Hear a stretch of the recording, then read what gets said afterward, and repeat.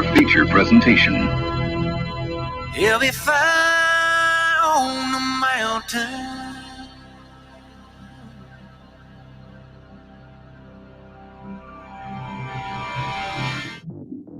JB and Darren on the JB and Goldwater Show. Line drive right field, base hit. South Carolina wins the College World Series. Watson, touchdown. Hunter Renfrow. He got him, and it's all over. Coastal Carolina rules the roost. They win the championship. And South Carolina has won the national championship. The Citadel baseball team has done it again, but this time the Bulldogs beat one of the top teams in the country. They are giant killers. Get the ball to Bennett. He does.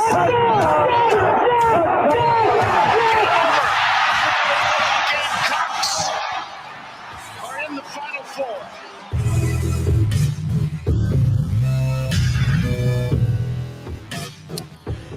All right, greetings and a good Monday afternoon, and welcome aboard the JB and Goldwater Show, live, loud, and online, and driven by our friends and yours at Stokes Volkswagen. Find them at stokesvw.com. Very proudly presented by Motley Rice, motleyrice.com. Causes, not just cases. Make sure you've downloaded the JB and Goldwater app, and also make sure you head to jbandgoldwatershow.com for much more information. Follow us on social media at JB and Goldwater, individually at Sports Media JB and at Darren Goldwater. The Share Healthcare chat lines are available. Many of you are already in there. Thank you for that. ShareHealthcare.com for affordable, more options, user-friendly healthcare. ShareHealthcare.com, and you can send us your notes, and we'll plug them right into our program. We're here every day, of course, until 2 o'clock. And in about 8 minutes, we'll be joined by Perry Orth. Usually he's an hour or two, but we had to move him up today because of his schedule, and he'll be immediately followed by Gamecock Central's Wes Mitchell, and then at 1:30 today, Gene Sapakoff with the Post and Courier.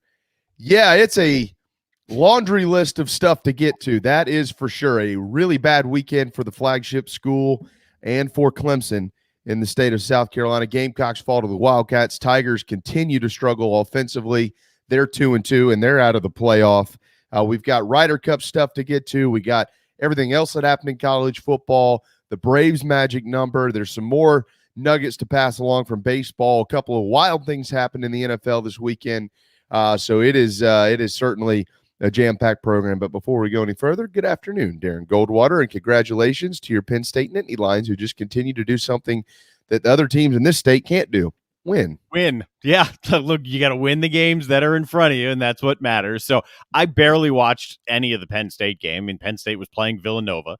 I had a great weekend calling the Bridge Run. It was an experience. It was fun. And I don't think I've ever had more random comments of a job well done. And I don't know if it was well done, but I think people just like hearing a voice that they know. But it was fun, and it was a heck of an experience, and I'll be back with them again when the Bridge Run runs again in April. And for football, I said on Friday that I had a sense that the Gamecocks are who they are, and they are, right? Nothing really changed.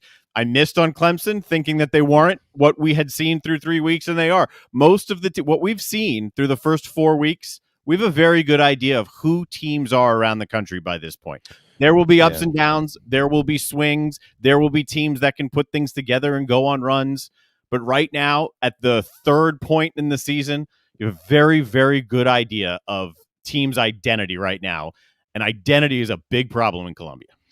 Yeah, they're actually very similar. Clemson's defense is elite. South Carolina's defense is very, very good. They proved that again. Kentucky did run the football fairly well this weekend, but Carolina was able to get a bunch of turnovers, and they couldn't get any points out of them. Clemson's offense is bad. South Carolina's offense is bad. And, that's where they are. And both of them have the same problems up front, and it's baffling. It's baffling because you look at Clemson and you see all these, former stars that they recruited, and they're not getting the job done. You look at South Carolina, you see a bunch of guys that have played, helped lead last year, Kevin Harris, to the SEC's lead in rushing yards. They can't do anything right. It doesn't seem. At times they can, and here we are, both at 2-2, and both should be better than that. And it's you're right. You are who you are until you find a way to change it. And if they just continue to try to do the same things over and over, I got bad news for everybody here, both Clemson and Carolina fans. It's going to be a really long year. And 2-2 for Carolina could turn into 3-9 or 4-8 in a hurry. And Clemson, believe it or not, could turn into 6-6 or 7-5. I mean, Tiger fans might think, well, that's impossible. Yeah, no, it's not. They have problems that they have to fix. And again, both teams, Darren, are seeing a lot of the same stuff week in and week out from their opponents, and they hadn't been able to adjust to it. From a neutral observer, the frustration level is higher from the Gamecock fan base significantly, because Clemson fans, this is my take from the guys that I've been talking to, they knew already that they probably weren't a championship team. Probably could still get in the playoffs if you fix things, but you knew you weren't that. Then you watch some of the guys go down, key players that are going down for a team that can't possibly afford to lose them, and a team offensively that looks as bad as they did again. It's like they're resigned to, okay, this is the way it is, back to the drawing board. I've heard a lot of let's get some new blood in. The frustration, though, for the Gamecocks fan base seems to be much higher, at least from where I sit looking out at both of them, because all of the anticipation and the excitement and the energy that's been infused, you're not seeing that on the field. And I think it's been an emotional letdown for the fan base. Yeah, I mean, there was some, obviously we're going to talk a lot about this game. Perry's coming up and Wes is coming up, and we'll get to the rest of college football later. It was a wild weekend. There's a lot of close calls out there for a bunch of programs that are looking up on Monday morning going, all right, we dodged a bullet here. Let's get better. Obviously the things that everybody wants to talk about are the couple fourth down calls there. And I'll say this, I was sitting in the stands and my first thought was, in a game like this, especially in that first one, when you were on the Kentucky, I think 25, I believe, kick it, take the points. That was my first thought. Absolutely. You just got to take the points, get some momentum back on the scoreboard. Your defense has been playing really well. Take the points and move on. The second one, punt it. Don't give up field position, because if you give it up and they score, it's pretty much over. Those are my two thoughts today. They're still my thoughts, but I feel like it should be those comments should be accompanied with this. Both fourth down calls where Marcus Satterfield does not deserve a lot of credit based on what his offense has done the first 4 years.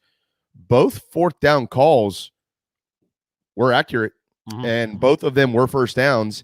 And you saw the same issue that reared its ugly head that they've had for a while. Two starting wide receivers dropped the football. I mean, period, the end. And had you converted both of those, Shane Beamer would be applauded, and who knows whether they would have turned into points or not. I don't know. But it would have been, I really like that aggressiveness, great calls there. So the conversation would be different. At the end of the day, though, it's also easier to say take the points, because if you get it back, you could kick another field goal, you could score a touchdown. That 54-yarder that Parker White kicked later on in the game, had they already taken the points, that might have been a different call than just trying to kick the field goal there. They might have gone for it on fourth there and not gotten it. So you don't ever know. Different things that happen in games change what happens next. It's not all in the same, like we like to have those conversations at times, Darren. But, I at the time, I did not agree with the calls. I went back and watched the game last night. Still can't say that I would have done that, but Shane has defended it. And again, at the end of the day, it's not like their quarterback got sacked. Nobody knew what was going on. Doty got two throws off there, both first downs, and Jalen Brooks and Carrion Joyner dropped the ball. Yeah. You can look at it the way. I agree. I thought they should have kicked, but at the same time, the ball was there. They dropped it. And, it would bring Perry Orth in here, and his job as a former player is not necessarily to step in and criticize players. But those guys, they've had their issues and they've had their chances. And at some point in time, they're just going to have to understand, it's just not rosy at this level when you can't execute simple 6 and 7 yard passes. It was in the breadbasket and you dropped it. Again, it wouldn't have guaranteed a win at all, but you got to catch the ball, and they didn't do it. But we've caught Perry Orth at 12:10 on this Monday afternoon, and we're happy to have him as always, our quarterback and a former quarterback at Carolina. What's up, brother? Hey, buddy, how you doing? Probably about like 99% of the rest of the South Carolina fan base frustrated. You know, Perry, you don't look at that game. I feel like when people say, well, we should have won, that's a stretch. Kentucky is a good team, and I want to make sure that they deserve the credit. But they absolutely could have won the game. But we've been watching the same problems week in and week out now in the start of 2021, 4 weeks in, offensively, with all the issues they continue to have. Perry, they are who they are. And here's the question. Who are they? Because we don't know. Yeah, I don't know that either. I know we've struggled running the ball. I know that was a concern that I noticed even back against Eastern Illinois, that we just didn't really get the push that I thought we were going to get versus a team like that. We have to somehow, some way establish an identity. If you want to be a run team, be a run team. You know, if you want to throw it around, throw it around. So there's a little dance and there's a little finesse that comes with offense. So the unfortunate reality is, you know, we haven't played very well offensively. We have not gotten into any type of a rhythm at all yet this season, which leads me to believe that I'm still hopeful that it's out there. We just haven't found it yet.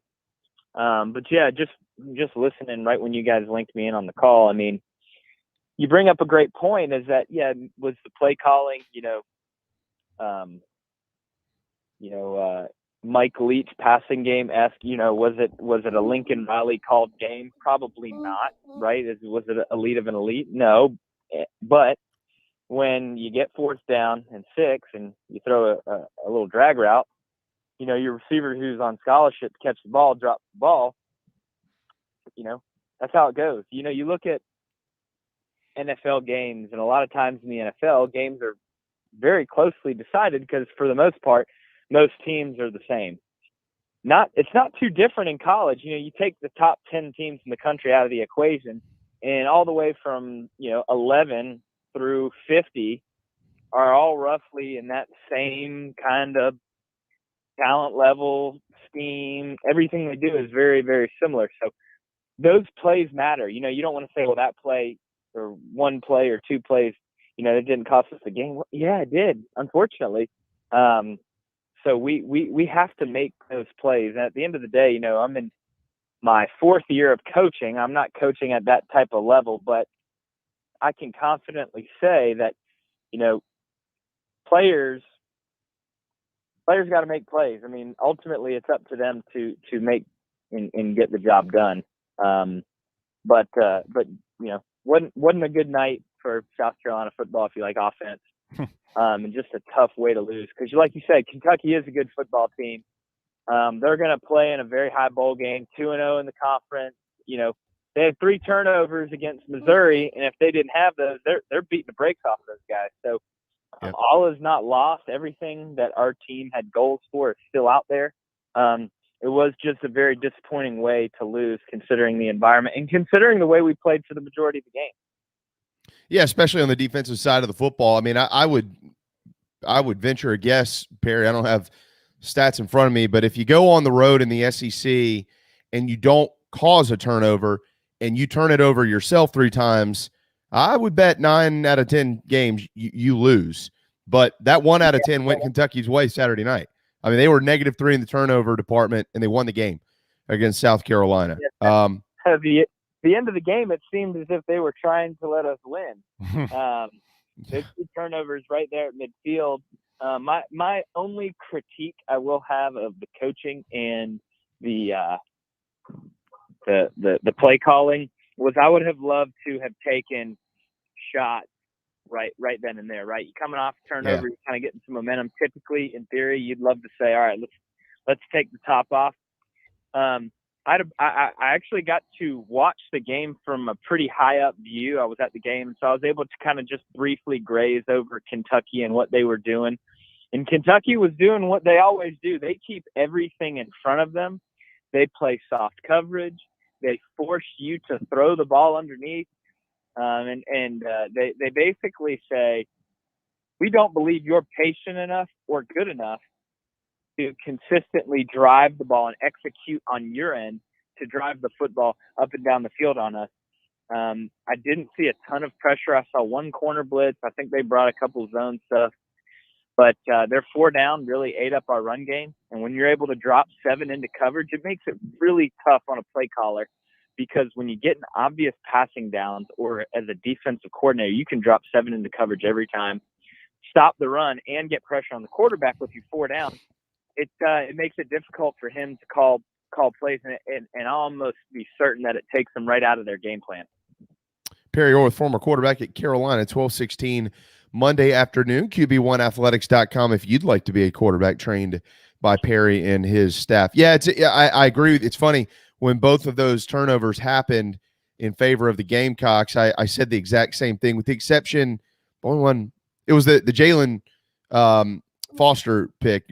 Didn't talk about that there, but those other two around midfield, I looked at my cousin and I said, you got to throw it downfield here somewhere, right? You got to capitalize on that. And no, they didn't do it. And I'm not an offensive coordinator. I think at least taking a shot to say and hang your hat and say, you know what, we didn't connect on it, but at least we took a chance.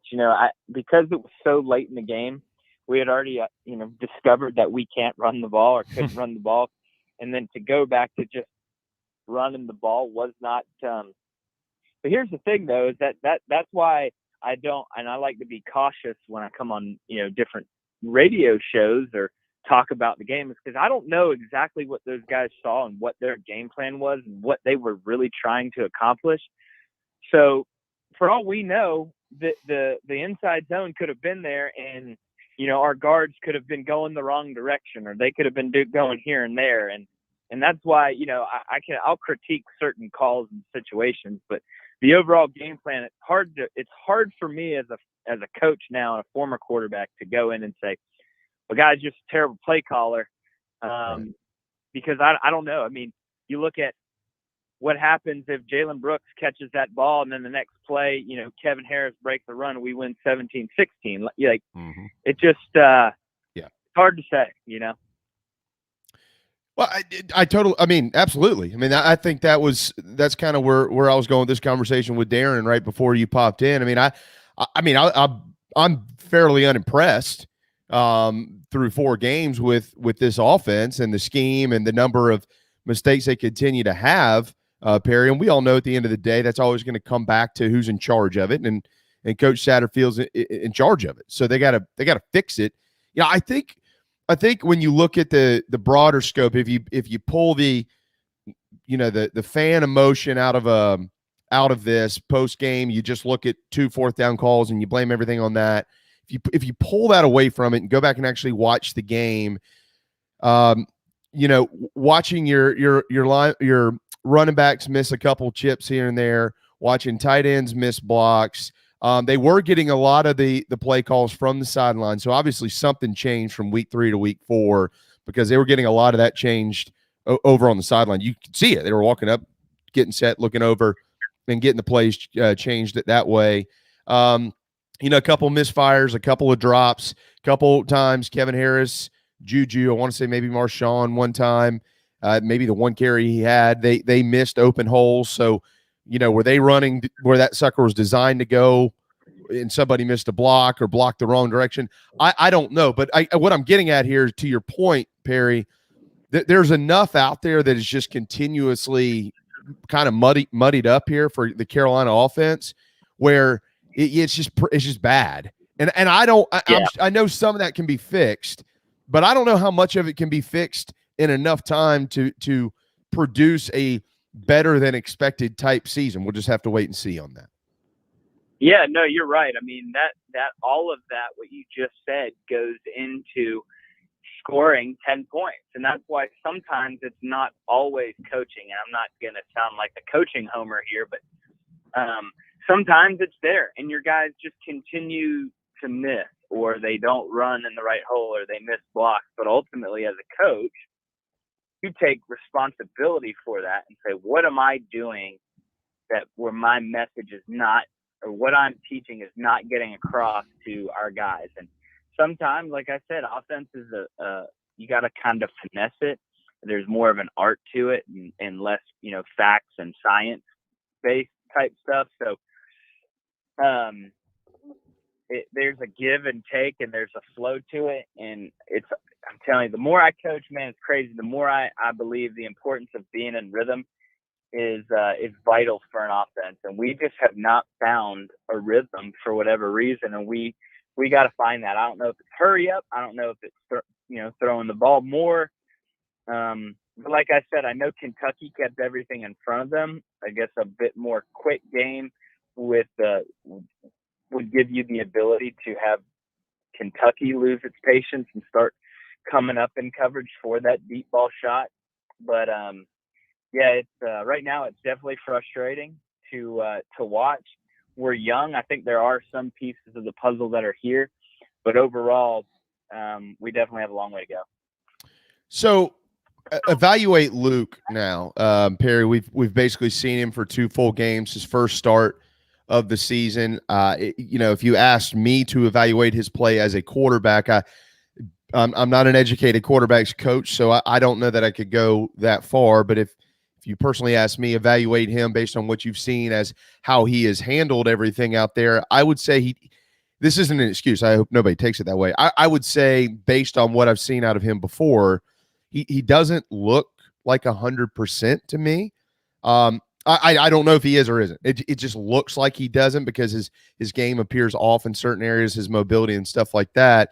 And I don't know if he will be 100% moving forward or not anytime soon. That off week probably can't get here fast enough for Luke Doty, but it's not until Halloween, so you got a ways to go. What have you seen from him the last couple of weeks as a player, from a developmental standpoint, but also just he's an athlete, so evaluate him as an athlete and how you think he's done? Actually, I think he's done pretty well. I mean, you're gonna miss throws as a quarterback, so I haven't not liked what I've seen. What I have liked is that he plays with a lot of confidence, and his teammates really like him. You can just see the way that they all interact, and that's going to pay off dividends down the road. It may not be this next game, and hell, it may not be this year, but it will, because he's got a long career ahead of him, and that plays a part in the development of a quarterback. Has he lit the world on fire? No, but when you go run 3rd and 10 pass, it puts a quarterback in a really hard situation. Mm-hmm. When you're virtually a freshman, this is only your 4th or 5th game ever playing in as a collegiate athlete, and you're having to dice up a really good defense who's playing off coverage in 3rd and 10. That's difficult to do, man. I mean, I don't think that we gave him a lot of opportunities, from my view, to go out and succeed. But I like where Luke is at. I think that he's got every tool and attribute, and I'll agree, he's definitely not 100%. He'd tell you the same thing. Mm-hmm. So I hope that some way, somehow, we're able to get him back to 100% sometime this year, because we're gonna need his legs to open up another dynamic in our offense. Isn't that amazing to say that? I know we got a couple minutes left, and we need to let you go. Kevin Harris led the league in rushing last year. We've already seen flashes from Juju. Everybody knows about Marshawn Lloyd, Zaquandre White, so capable, and they can't run the ball. I mean, they just can't run the football, Perry. I mean, I'm not asking you, again, I said it last week, I'm going to say the same thing. I'm not asking you to get on here and criticize players and the school that you used to play for, because we don't always know the full story on these things. But when you watch it, what do you see out there in the run game? Yeah, well, it's, for me, it's coming down to one thing. We're just not getting any push. It doesn't look like the running game or the running backs really have anywhere to go. They're getting the ball, and it's just kind of little tiny creases between each offensive lineman, but no real push. Doesn't look like they're getting to the second level. And what I mean by that is, doesn't look like these double teams, we're not getting off to the next level. When you have defensive line who are just stalemating the offensive line, it allows the linebackers then to fill their gap that they're responsible for without taking on a blocker. Now it's just a guy on a guy in a hole that's not very big, and typically defense is going to win that. And that really boils down to it right there, is we're not getting any kind of extraordinary push. Running backs don't have anywhere to go, and it's really, really hurting us right now, because now we're not able to have the balance that we want, that we're going for. And then again, when a defense knows it's 3rd and long, they know they have to pass. Now they can pin their ears back and rush, and it puts the offensive line in a bad position too, because when you have the athletes that you go against in this conference, full steam ahead pass rushing and not really having real gap responsibility, just, hey, go get the football. Mm-hmm. They're turning it loose, and it's hard. It's really hard. That's why even you look at schools like Ole Miss with these electric offenses, they're throwing quick game. They're throwing extensions of quick game like the run game to keep those guys honest, so they're not having the ability to just pin their ears back and go. Like I said, I can't emphasize it enough. Offense is it's about rhythm, and it's about it's more of an art form. So we haven't gotten that yet. I'm hopeful that we will. We will somehow, some way have to establish a run game, whether it's we continue on with the inside zone blocking track that we're on, or we try to head more towards the gap scheme. So it'll be interesting, boys. I'm hopeful there. Does Juju need more carries? Because when he was in the game, I texted this to Jamie during the game. It felt like there was more of a rhythm. It felt like if there's a line that's getting no push and there's no room to run, that a guy with, as one of our commenters just used the term, wiggle, who's got some wiggle, who's got the ability to break plays himself when others aren't executing around him, does he need to be used significantly more often? Yeah, I mean, I'd like to see him out there more. I tell you, I have seen where guys have good games. They start the next week and don't have good games, and it's almost like it's not that they got worse from week to week. It's just that, hey, the running back is not the issue, right? Yep. Sometimes it's scheme, sometimes it's personnel up front, but for whatever reason, we're not getting the push. I think we had 51 plays Saturday, and it's going to be tough to score a lot of points when you're only getting 51 plays and you're not sustaining drives. And when you're not sustaining drives and or you don't have explosive plays, that's how you end games with 10 points. And I don't have the answers offensively, but every opportunity that we have to take a shot, I would take it, just because we haven't proven that we can sustain drives. Well, Troy's coming up. They, by the way, for everybody out there, 4th in the country in yards allowed this year. Not necessarily an SEC defense. You got to take opponent into consideration with numbers like that, but Troy's very capable on the defensive side of the football. However, you're going to hope that Carolina can still win that game and get to 3 on the season. Hey, look, it's still Troy, Tennessee, and Vanderbilt coming up for the Gamecocks. So it is an opportunity for them to try to get some things right before that streak starts against Texas A&M and runs right through Clemson at the end of November, Perry. And I'll final question, quick one here. If all 4 teams that they played, although maybe from a style standpoint at times or a personnel standpoint, defensively, all have something a little bit different about them. But at the end of the day, Eastern Illinois, East Carolina, Georgia, and Kentucky have all done very similar things to the Gamecock offense in which you just described. I don't know that that's going to change. They're going to have to find a way to adjust to it. Yeah. And I don't know. I haven't really looked schematically exactly how everybody's playing it, because everybody has their own wrinkle. But it's not even like they're trying to make us one-dimensional or not. It's not like they're saying, okay, we have to stop, just completely take the run away and make them throw it, because it's not like they've got a ton of hats in the box. Yep. It really just looks like they're playing their defense. They're doing what they do, and we can't get off the ground right now. Hopeful that will change. I don't think our schedule is as difficult as we led it to believe in preseason. I don't think A&M's world beaters. Auburn should have lost on Saturday. Clemson obviously is having a tough year, which is crazy to think. Yeah. But they're struggling too. So, you look at the rest of the way out, and schedule doesn't seem as daunting. So we can get some confidence this week against Troy. We'll have a chance to win some ball games. And like I said earlier, everything and all the goals of the team are still out there. So now's not the time to pack in the tent. Now's the time to fix the issue, because you got a lot of games left and still can have a pretty good year.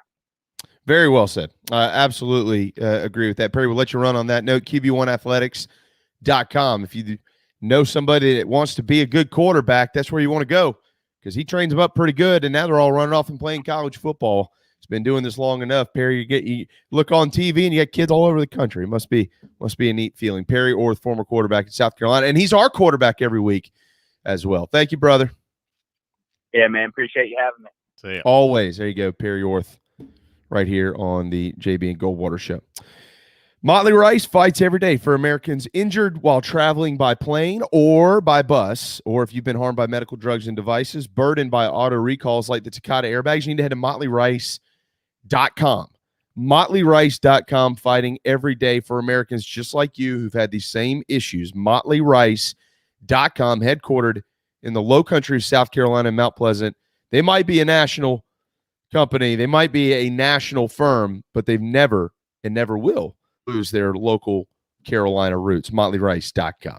All right, time for a timeout. When we return, Wes Mitchell with Gamecock Central right here on the JB and Goldwater Show, driven by Stokes Volkswagen.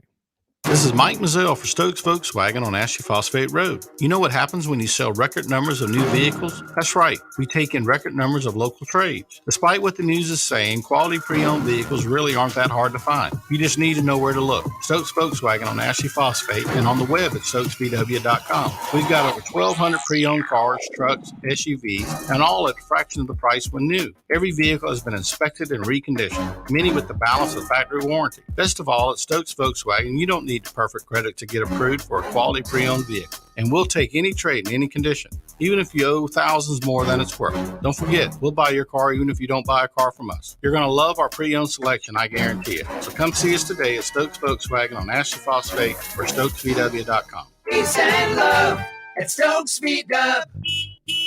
Negative trade equity financed a new loan, subject to lender approval. People don't like to get stuck in traffic, stuck in the mud, stuck at work. And two others you probably don't think much about: stuck with a big medical bill or stuck with a healthcare program that doesn't fit who you are. Experience true medical freedom with Share Healthcare. More affordable, more options, user-friendly, and biblically sound. You can join right now. Explore a new way to show you care with Share Healthcare. Join us today at sharehealthcare.com. sharehealthcare.com. Wando Power Equipment, the trusted home of Hustler zero-turn residential and commercial mowers. There is nobody more trusted in South Carolina than our friends from Wando Power Equipment. They've been providing elite commercial and residential service for over 30 years. Landscape Services have turned to their selection of Hustler zero-turn mowers like the Raptor. Bigger, stronger, faster, and the most durable Raptor Hustler has ever designed. Located on Daniel Island and online at wandopower.com. Wando Power Equipment, owned by the Price family, the home of Hustler zero-turn mowers, rentals, service, and specializing in family and friendship. You hear me talk about Dog and Duck all the time, and there's no other place I'm going to watch my college and NFL than the Dog and Duck. They have 3 locations: Bell Hall, Park West, and Clements Ferry Road. They have specials all football season long, like $12 pitchers of their own D2 brew, $5 pints of Sierra Nevada, weekly pick'em sheets with prizes, and the best wings in town, bar none. For all your football, college, and NFL, the Dog and Duck, Clements Ferry Road, Bell Hall, and Park West. Motley Rice LLC is a law firm with international reach, but it hasn't lost its Carolina roots. The Motley Rice team fights every day for people harmed by products including asbestos and talc exposure, medical drugs and devices, and also catastrophic injuries and auto recalls, including dangerous Takata airbags. Motley Rice is headquartered in Mount Pleasant at 28 Bridgeside Boulevard. Visit MotleyRice.com. Thank you, Motley Rice, for supporting the JB and Goldwater Show and the Big Gamecock Preview Show. Okay, what's going on today, huh? Anything to talk about? All right, greetings and a good Monday afternoon. Greetings and a good Tuesday afternoon. Greetings and a good Wednesday afternoon, and welcome aboard. All right, greetings and a good Thursday afternoon. Greetings and a good Friday afternoon, and welcome aboard. Well, it's Monday, 12:35 on a Monday afternoon. Welcome back to JB and Goldwater Show, very proudly presented by Motley Rice. Right back to the phone lines we go. Plenty more to get to on college football. It was a wild weekend. And obviously haven't gotten much into Clemson starting 2-2. We'll get to the Ryder Cup as well. Go USA. They pounded the Europeans in golf over the weekend. But Wes with Gamecock Central standing by. No live feed for him today. You're gonna have to go on voice alone here. What's up, man? Hey, what's up, guys? How we doing? Good. You know, obviously it's a tough Monday reacting to the loss for South Carolina. I think, Wes, most people are looking at this now at 2-2 and saying, well, with that loss, you know, a better than expected season, which would mean 6 wins in a bowl game, I think in most minds might be out the window. Perry just pointed out it's not out the window, and you need to keep it in perspective. But certainly a lot of frustration stemming from that Saturday night loss against the Wildcats.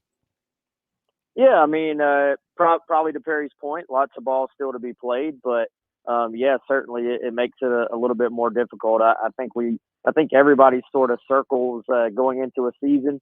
You probably circle the games. You know, whether you're a media person or a fan pulling for your team, you circle the games you expect to win. You circle the games you're like, South Carolina's probably not winning that one, and then you probably circle some toss-ups. And obviously, coming in, this is a game a lot of people would have circled as a toss-up at home. You know, big time crowd, great atmosphere. You know, I really think what probably makes this one hurt the most for South Carolina fans and maybe even people in the program as well is just that it was there for the taking. You know, your defense got you those 3 turnovers. You know, took over in Kentucky territory, great field position several times, and just not being able to capitalize on it, I believe is probably what makes it the most difficult to swallow because. I mean, it'd be one thing if Kentucky, you know, just sort of went up and down the field on you and you just never really had a chance to win the game. The fact that it was there for the taking and just South Carolina was not quite able to execute, I'm sure hurts over there. You know, we're a quarter, or excuse me, what are we, Darren? A third of the way into the season, 4 games in here. Yeah, by simple math, that would be correct. What point are we at with this offense? We'll get to the defense in a minute. They've been pretty good, Wes. I mean, they gave you every chance to win it on Saturday night, and you couldn't get it done. But where are we with this offense? You're a third of the way in. You know, are you at a point, in your opinion? We're going to hear from Shane tomorrow, and we'll hear from Satterfield on Wednesday. But are we at a crossroads of do changes need to be made from I'm not talking about firing guys. Don't misunderstand me. I'm talking about do changes need to be made to the playbook? Do they need to make some personnel changes? Or is it, hey, look, we've been trying to work through these kinks for 4 weeks. We need to just continue to keep our foot on that gas pedal and try to get the ship righted here over the next couple of weeks where there are some winnable games, very winnable games for South Carolina. As a matter of fact, 2 of the next 3 they're probably expected to win. Yeah, you know, I think it's probably not what most fans, you know, want to hear, but I think at this point you have to sort of keep banging away in some ways at what you're doing while I believe maybe continuing to cut down the playbook. I mean, at this point, you know, I think that the word identity gets thrown around way too much. Whenever things go bad, people point to, there's no identity, and they point to play calling. And but in my opinion, that's worth talking about here. You know, at this point, this South Carolina offense is looking for those things that it can hang its hat on as far as what do you feel comfortable with on first downs? What do you feel comfortable with on third and longs? What do you feel comfortable with? So I think, you it's one of those things if you just try to start over, like if you put yourself in a position where you say, look, we're going to throw this offense out and implement this scheme, implement that scheme, it's really going to blow up in your face even more. I think at this point, the offense, as far as the global offense, as Satterfield calls it, like the big picture, what the playbook is, it is what it is. But I think in practice, it's about honing in on what you can find that you can do well. Getting your timing down, I think that's been an issue. You listen to Beamer, some timing on some runs where you have a guy pulling through and the running back just isn't quite patient enough to let that guard get through and hit where he's supposed to hit. The timing on some screens is not quite there. To me, guys, that screams that you're just still at a point where the guys just aren't quite as comfortable as they need to be executing this thing. So to me, you got to keep cutting it down, keep finding what you're good at. And, it's not going to be super pretty this year. It's not going to be the most explosive offense you've ever seen, but can it be better than what we've seen? Can it be better than, scoring 10 to 13 points as far as offensive points every game? Absolutely. And I think it's going to have to be better. For comparison, for South Carolina fans, that offense up the road in the upstate is worse. It's bad. And if you're a Gamecock fan, I heard a bunch of them cheering in the ballpark on Saturday night when Clemson finally went down.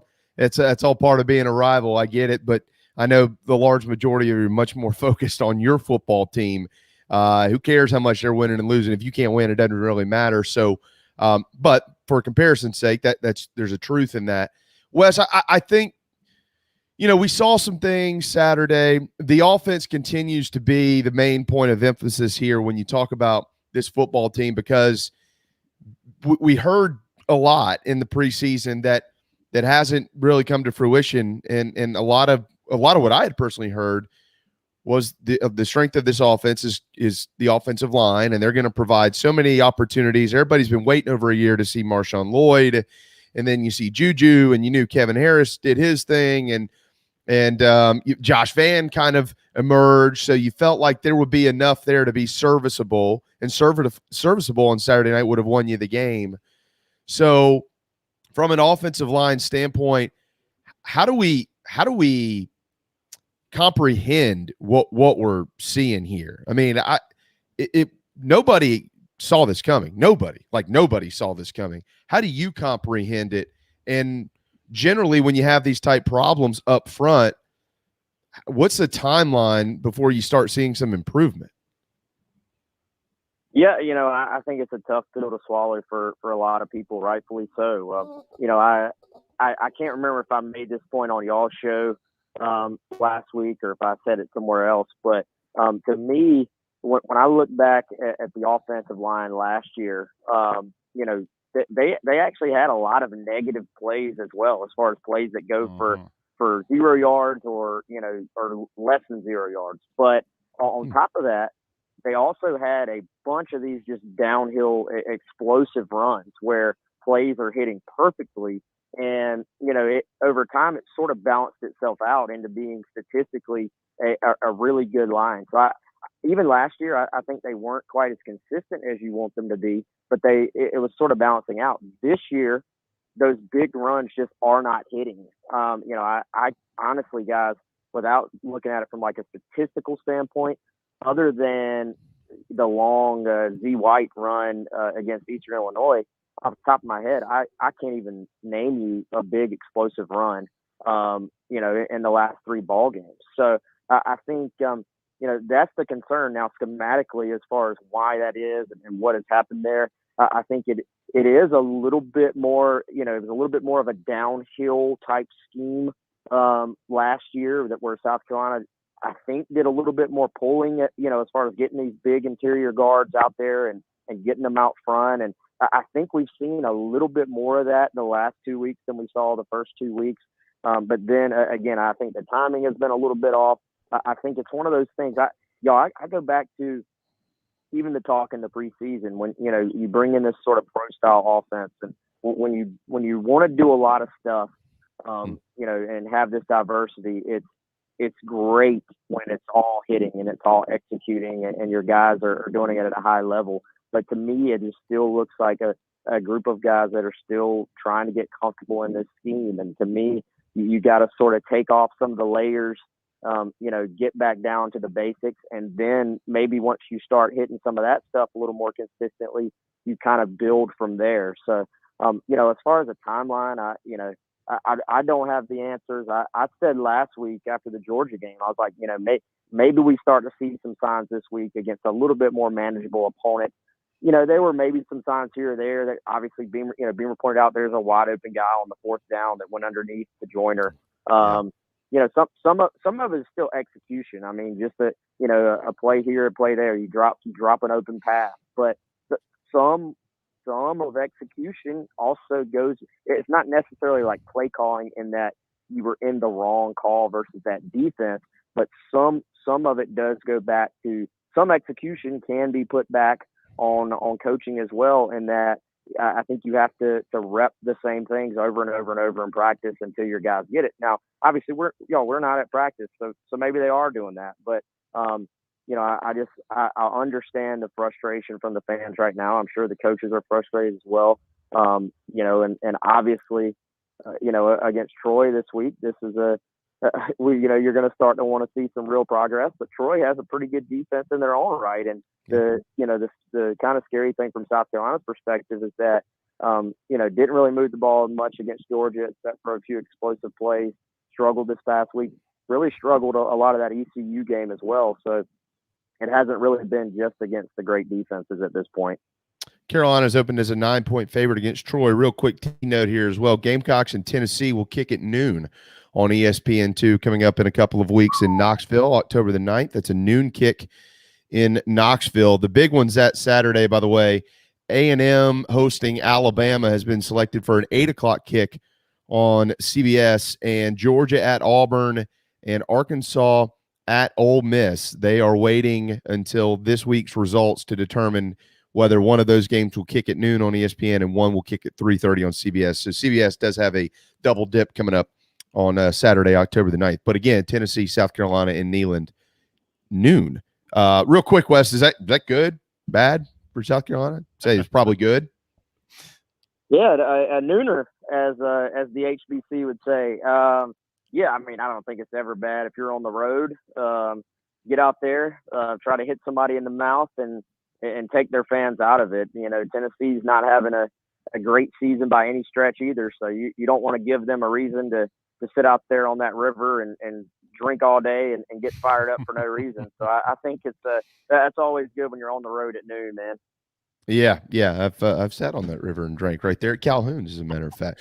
Wes Mitchell with Gamecock Central, 1248 on this Monday afternoon. So, Wes, oftentimes when you make a change with your head coach or with a coordinator, the conversation comes up that, okay, well, we're going to adjust our playbook to the personnel that we have, or you get it the other way. We're going to have to recruit guys to our system.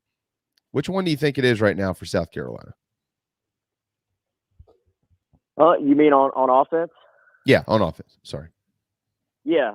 I don't know, man. I mean, I think obviously to me it goes. I'm going back to some of what I did last year, and I say it's obviously not the same staff, but I would be taking a hard look and sort of maybe adjusting to some of that stuff and tweaking it. I think, in a lot of ways, everybody for the most part has some of the same plays. It's just what do you actually want to major in? What do you rep in practice? What do you make your offense?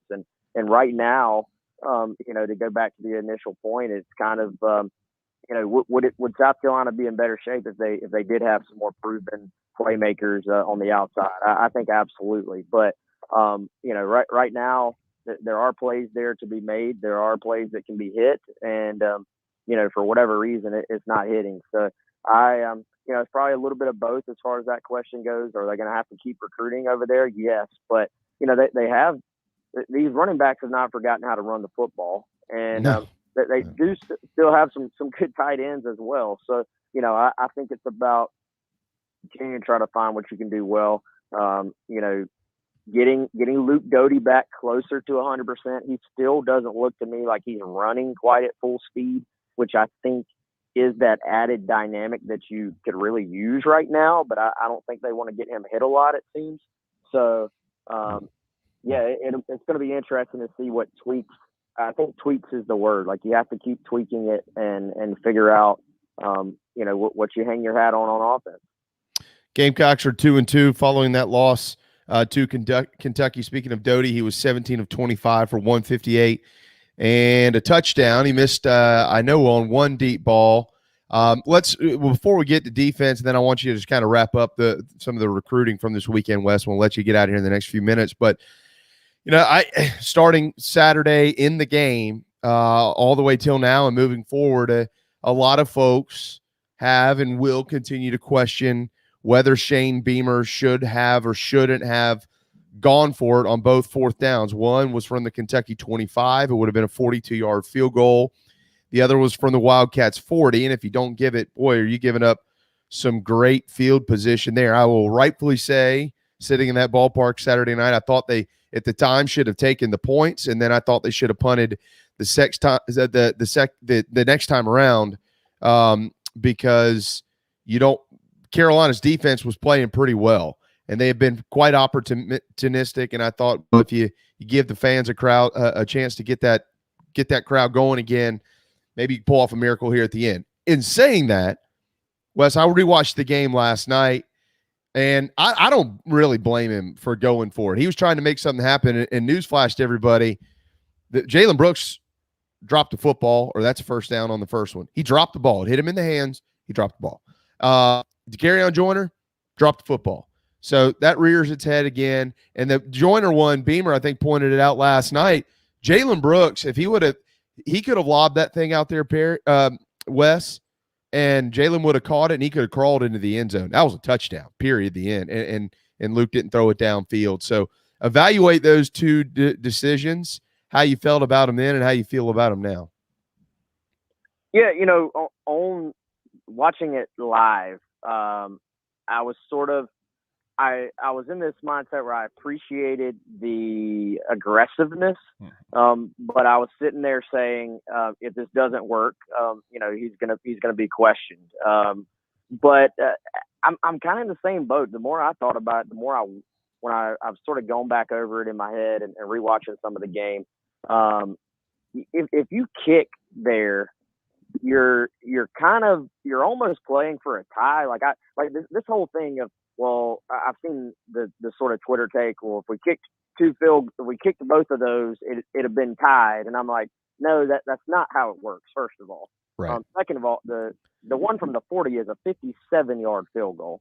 So, so no, you weren't kicking a field goal on both of them. So it doesn't really play out like that. And you know, I think you look, and if you take the 3, then everything that played out in the game from that point forward could have played out differently. Kentucky's going to make different calls. They're going to have a different approach, et cetera, et cetera. So to me, you had opportunities there. I think Beamer is looking at it in the moment as, look, how many more opportunities are we going to have to go win this football game? And the way the offense has been playing, can you go the length of the field to go win the game? It's going to be tough, right? So I think he sort of looked at it as, look, at some point you're going to have to roll the dice and try to go make a play to win the game.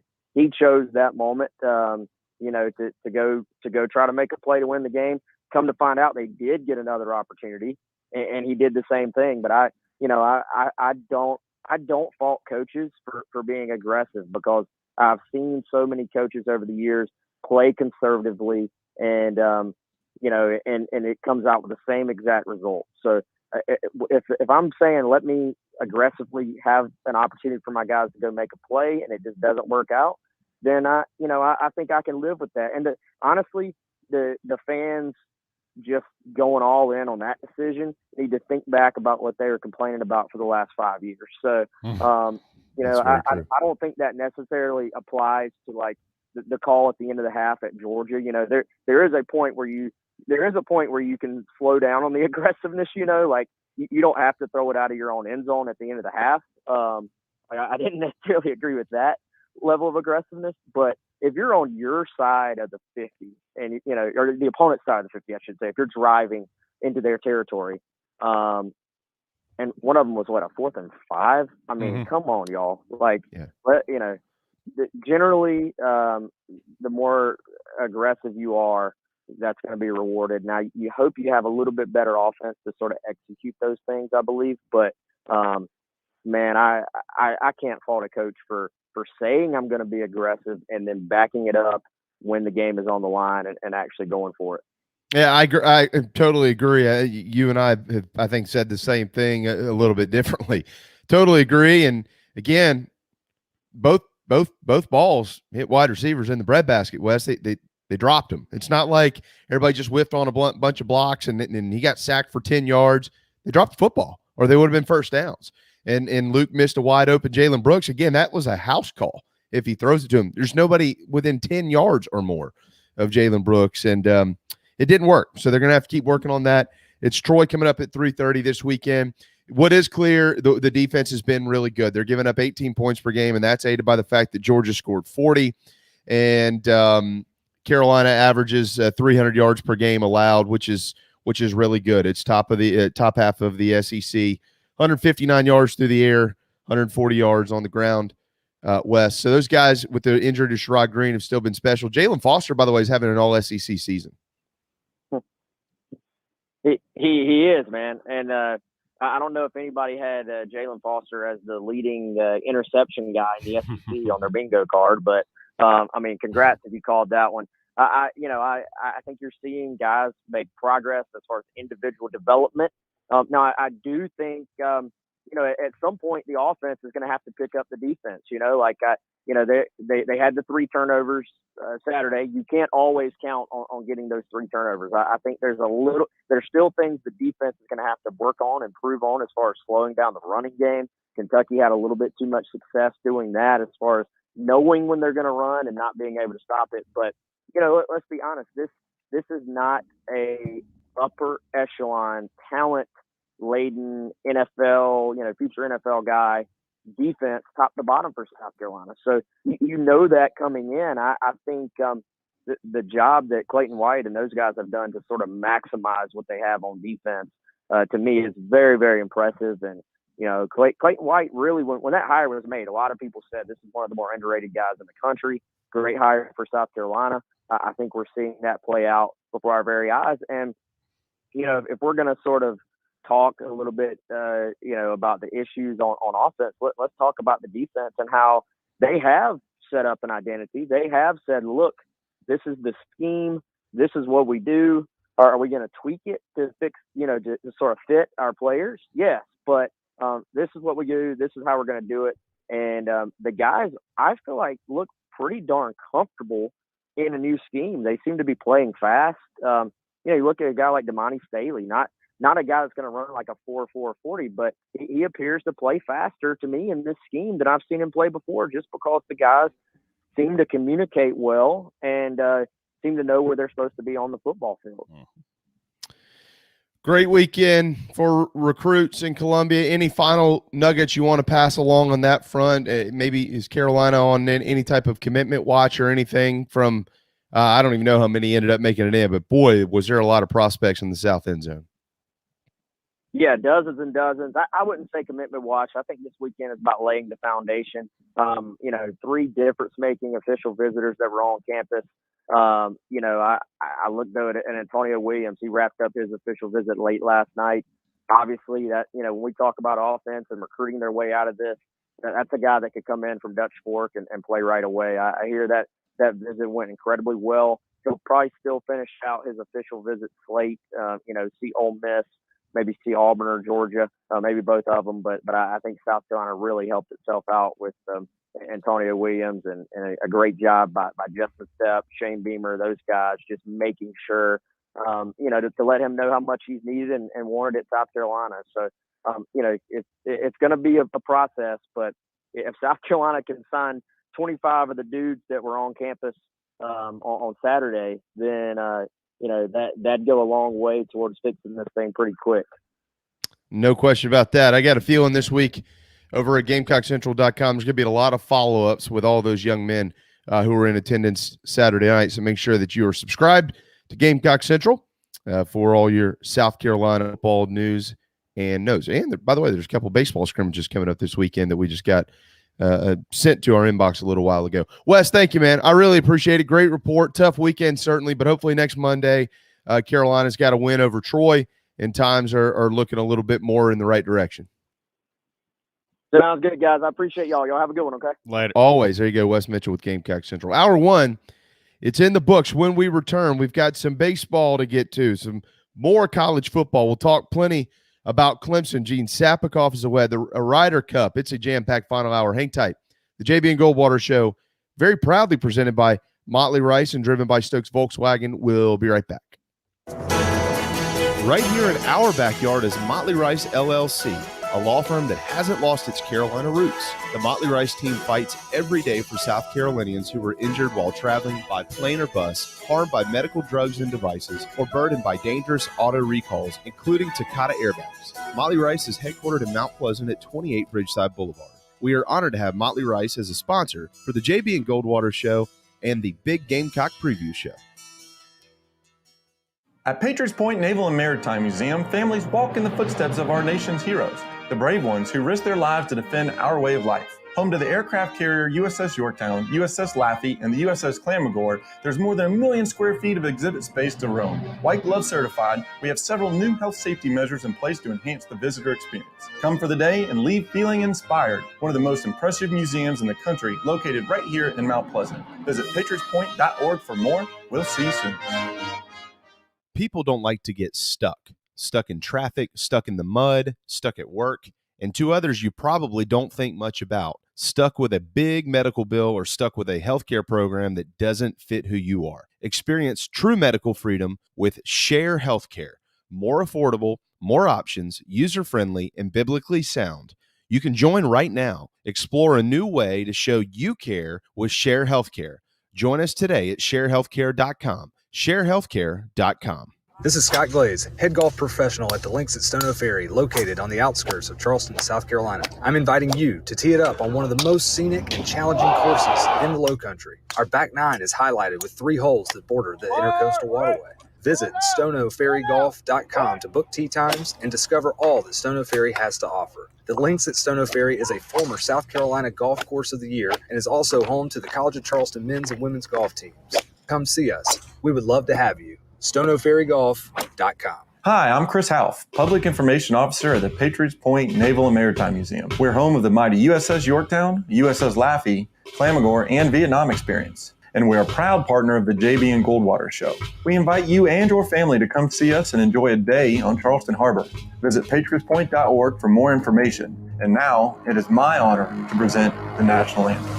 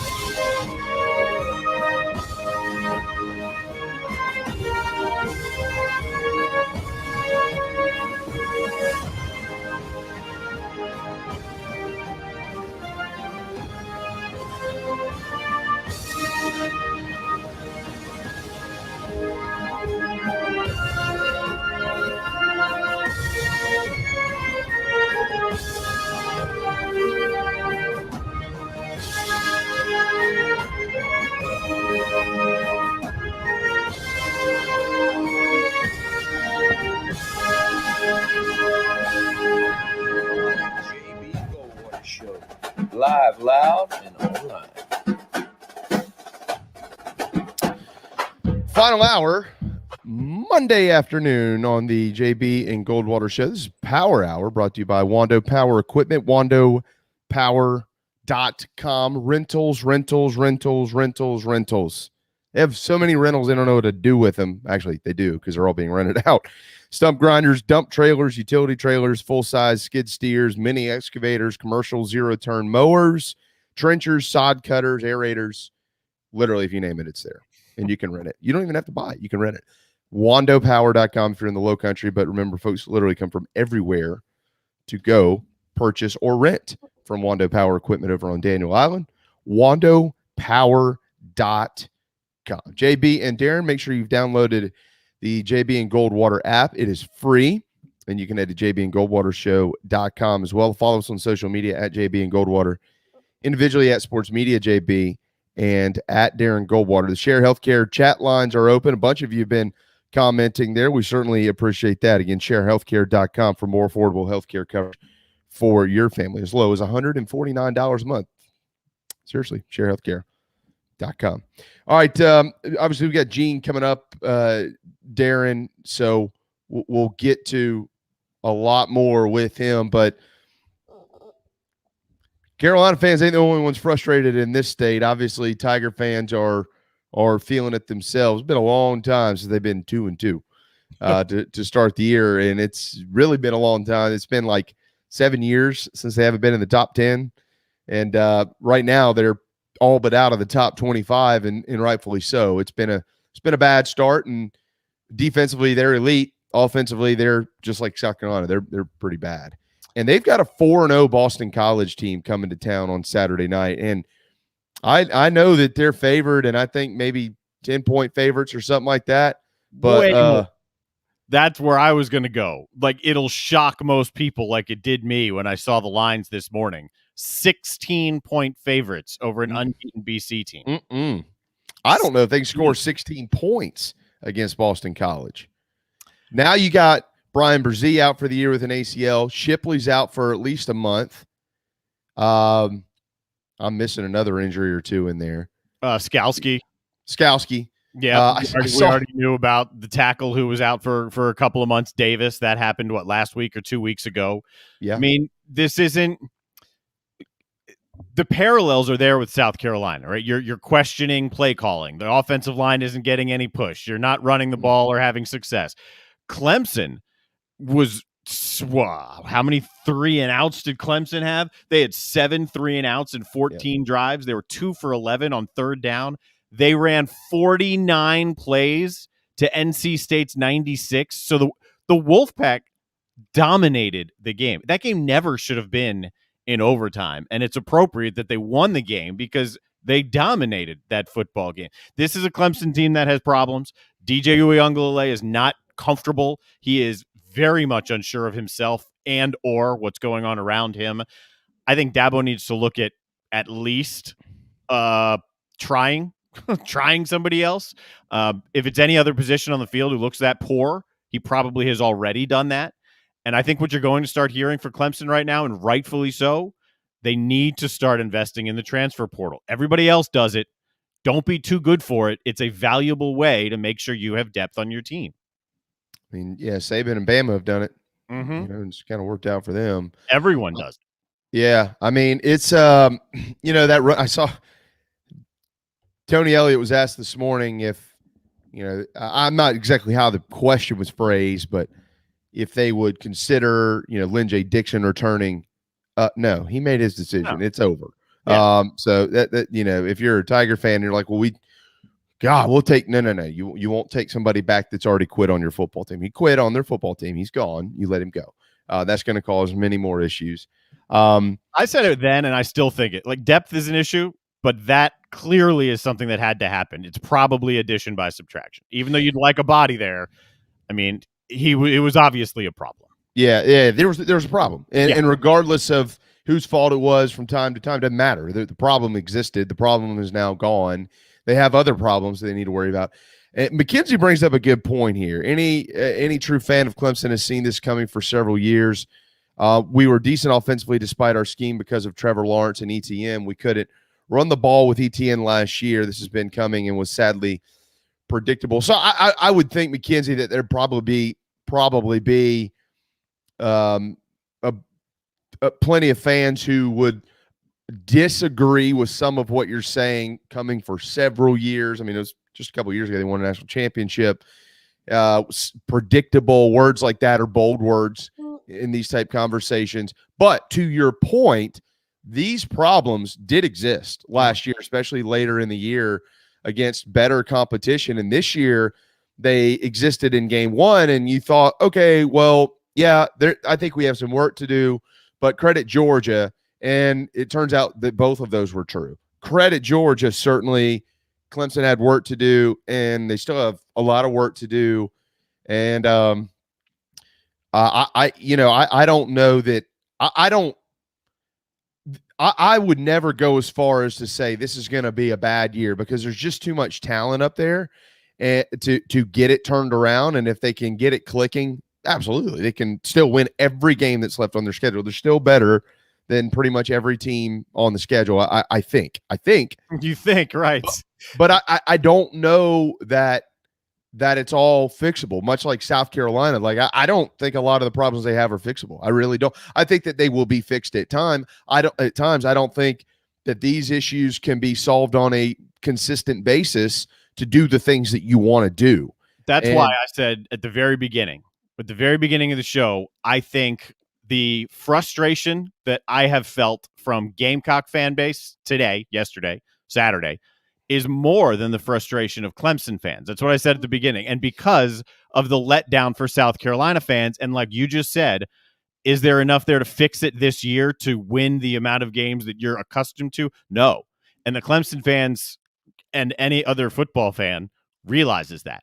So the Clemson fan base, my sense of them, and again, I'm a neutral observer on both of these sides. My sense from them is, you know what? Okay, if this isn't going to be the year, because it clearly isn't going to be, and now we've got these injuries piling up. Now we've got, you're 4 games in, you got 8 more games to try and figure something out, try and rework the plans. Maybe if you need some fresh blood in there, okay, it gives you time to think about things. It gives you time to plan ahead. Yes, there are football games, but it's about the future more than it is about this year. That's the difference.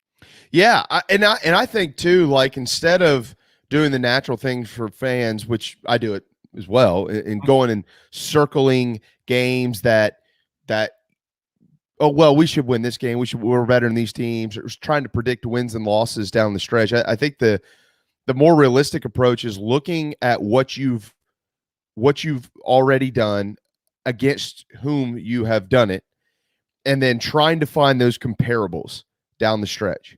So, like, what I mean by that is, if you're Clemson, we know what gives them problems. It's multiple front type defenses who can hat you up.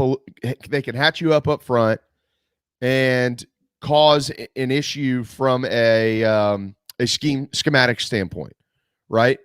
So when that's, when you look at the schedule this week against Boston College, although they get that game at night at Death Valley, which is great for the Tigers, but from a defensive standpoint, BC, in a couple of weeks on the road at, I guess a few weeks now, at Pittsburgh,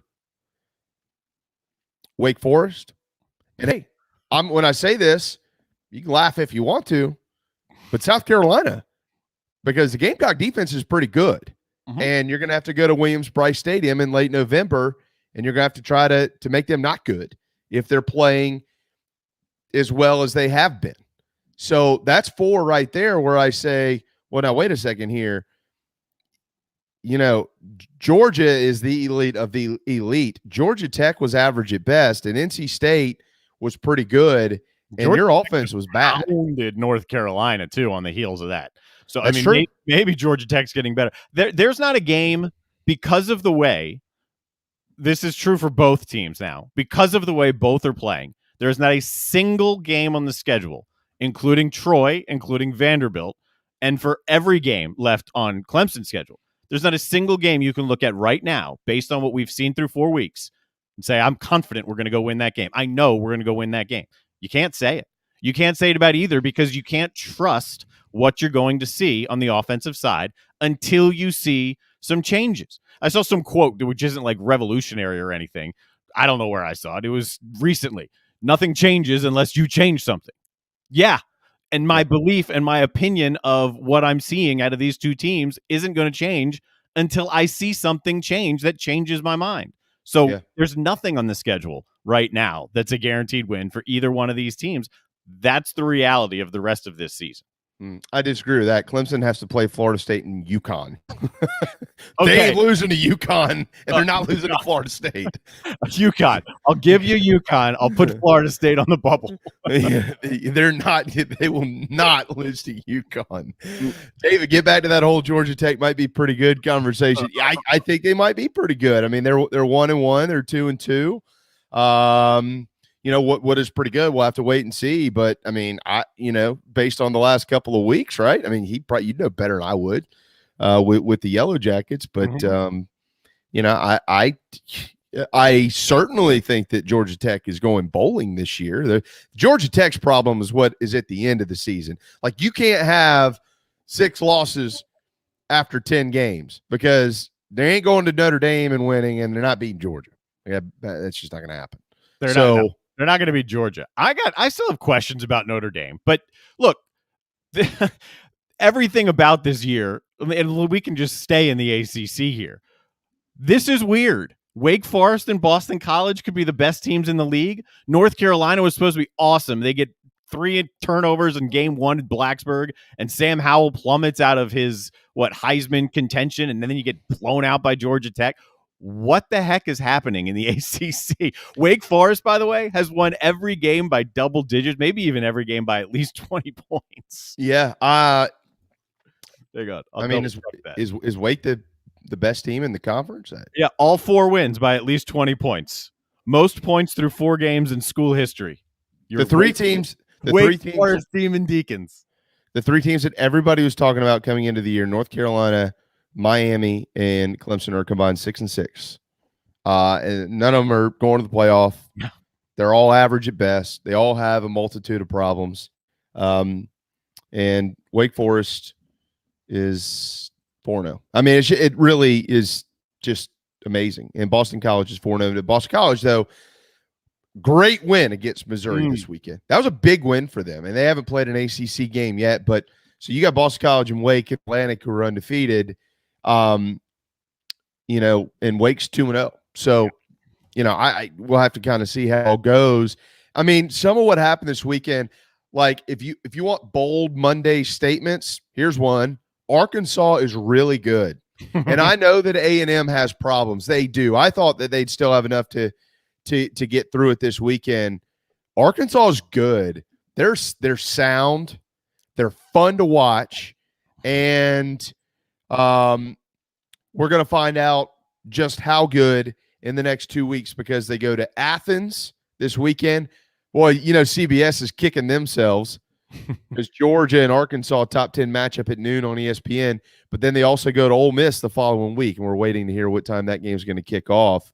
But Arkansas is good. Like, they are a really good football team, and they might be the 3rd best football team in the league. I don't think they are. I still think they're 4th or 5th, but they're really, really, really, really good. Yeah, and they're physical. They beat you up. They've taken the mentality and the identity of Pittman, and you can make an argument because of how well Texas appears to be playing right now, the offense that they're showing. You can make an argument right now that Arkansas has 2 of the best wins for an individual team in the country. The way they just pounded the Longhorns into submission, and the way they handled Texas A&M. They're better than I gave them credit for. There's no doubt. They're better than I gave them credit for. And KJ Jefferson's health moving forward is important, like critically important. But that defense is good too, man. They're physical. They're going to be a problem for anybody that they play. I mean, I think they probably have one of the top 2 or 3 resumes in the country. Yeah, that's what I'm saying. Based on who they've beaten. I mean, them, Penn State, with their wins over Wisconsin and Auburn, Iowa's resume. Iowa State's an interesting case right now. I knew I should have picked that upset, and I didn't this weekend. They get beat over in Baylor. To Josh Pate's dreams of Iowa State making the playoff. That's over. Yeah. Everybody says Notre Dame's overrated. Look, man, they beat Wisconsin 41-13, and I thought going into the weekend everybody respected the hell out of Wisconsin. I picked Notre Dame. That was a drubbing. It was closer than the score. It was a 2-score game until the end when Mertz did a Mertz and he threw 2 pick sixes, and that expanded the lead out to the 41 points. It just blew up there at the end. I didn't trust Wisconsin because Wisconsin can't hold on to the football, particularly when they get close to scoring. So I figured somehow, some way, that would end up tilting in Notre Dame's favor. But without Cone, that's going to be a question for Notre Dame going forward. That's true. I watched almost all that game. I still don't know what to make of Notre Dame. Yeah, I mean, I think I'll tell you what I think of Notre Dame. I think we're going to see the same Notre Dame that we've seen for about 7 or 8 years. They're going to be really damn good at the end of the year at 11-1, and you're going to have to sit here and go, what do we do with Notre Dame? Do we put them in or not? And then they get in there, and they probably get their rear end kicked in the first round of the playoff, or they don't get in, and everybody says that they should have gotten in. It's going to probably be the same exact conversation we've had for, 7 or 8 years? It happens a lot with Notre Dame. Yeah. Right. It goes to Brian Kelly in the process of all this. Passes Newt Rockne for the all-time wins lead at Notre Dame, 106, which still blows my mind. That A, it's that low, and B, that he passed Rockne already. Right. Yeah. It's pretty amazing. I just don't think Notre Dame has changed much. I think they're pretty good, but again, are they good enough to be in that group? I don't know. That group right now consists of 2 teams, Alabama and Georgia. Nobody else has shown me enough that they need to be in that conversation just yet, but it's still, of course, early in the year. I'll say this too, quick note. Look, man, I think that the people who have piled on Scott Frost need to hold on a second here. They've lost some close ones, obviously, Oklahoma and Michigan State this weekend, but I like what's going on up there, man. They're playing their rear ends off, and maybe they were just a lot further behind than everybody thought. They're 2-3 to start the year, but I give props to Nebraska. They've battled, and they've been right in the thick of it in 2 games. Everybody said they didn't have a prayer of being in. They've been a tougher out, but Oklahoma has more question marks than anybody in the top 10, probably. Well, I'd throw Notre Dame right into that mix. So the fact that Oklahoma struggled to put them away, Michigan State obviously coming back on them. I'm not sold on what's going on in Nebraska. They're better than I thought, but I also thought they were absolute trash. Now I just think they're maybe at best average, on the lower end of the average spectrum. Oklahoma's got issues. Oklahoma's got big problems. When you got your fans chanting for the backup for a Heisman Trophy contender who you don't think is playing well enough, and you got fans chanting for the backup, they got problems there too. Maybe it's because Beamer's not there anymore. Maybe that's got to be it. They've only scored 39 points in the last 2 games. That's unlike a Lincoln Riley. I think, look, man, everybody has some issues. Mm-hmm. And JC, I think, might have been on something before the year started, Darren.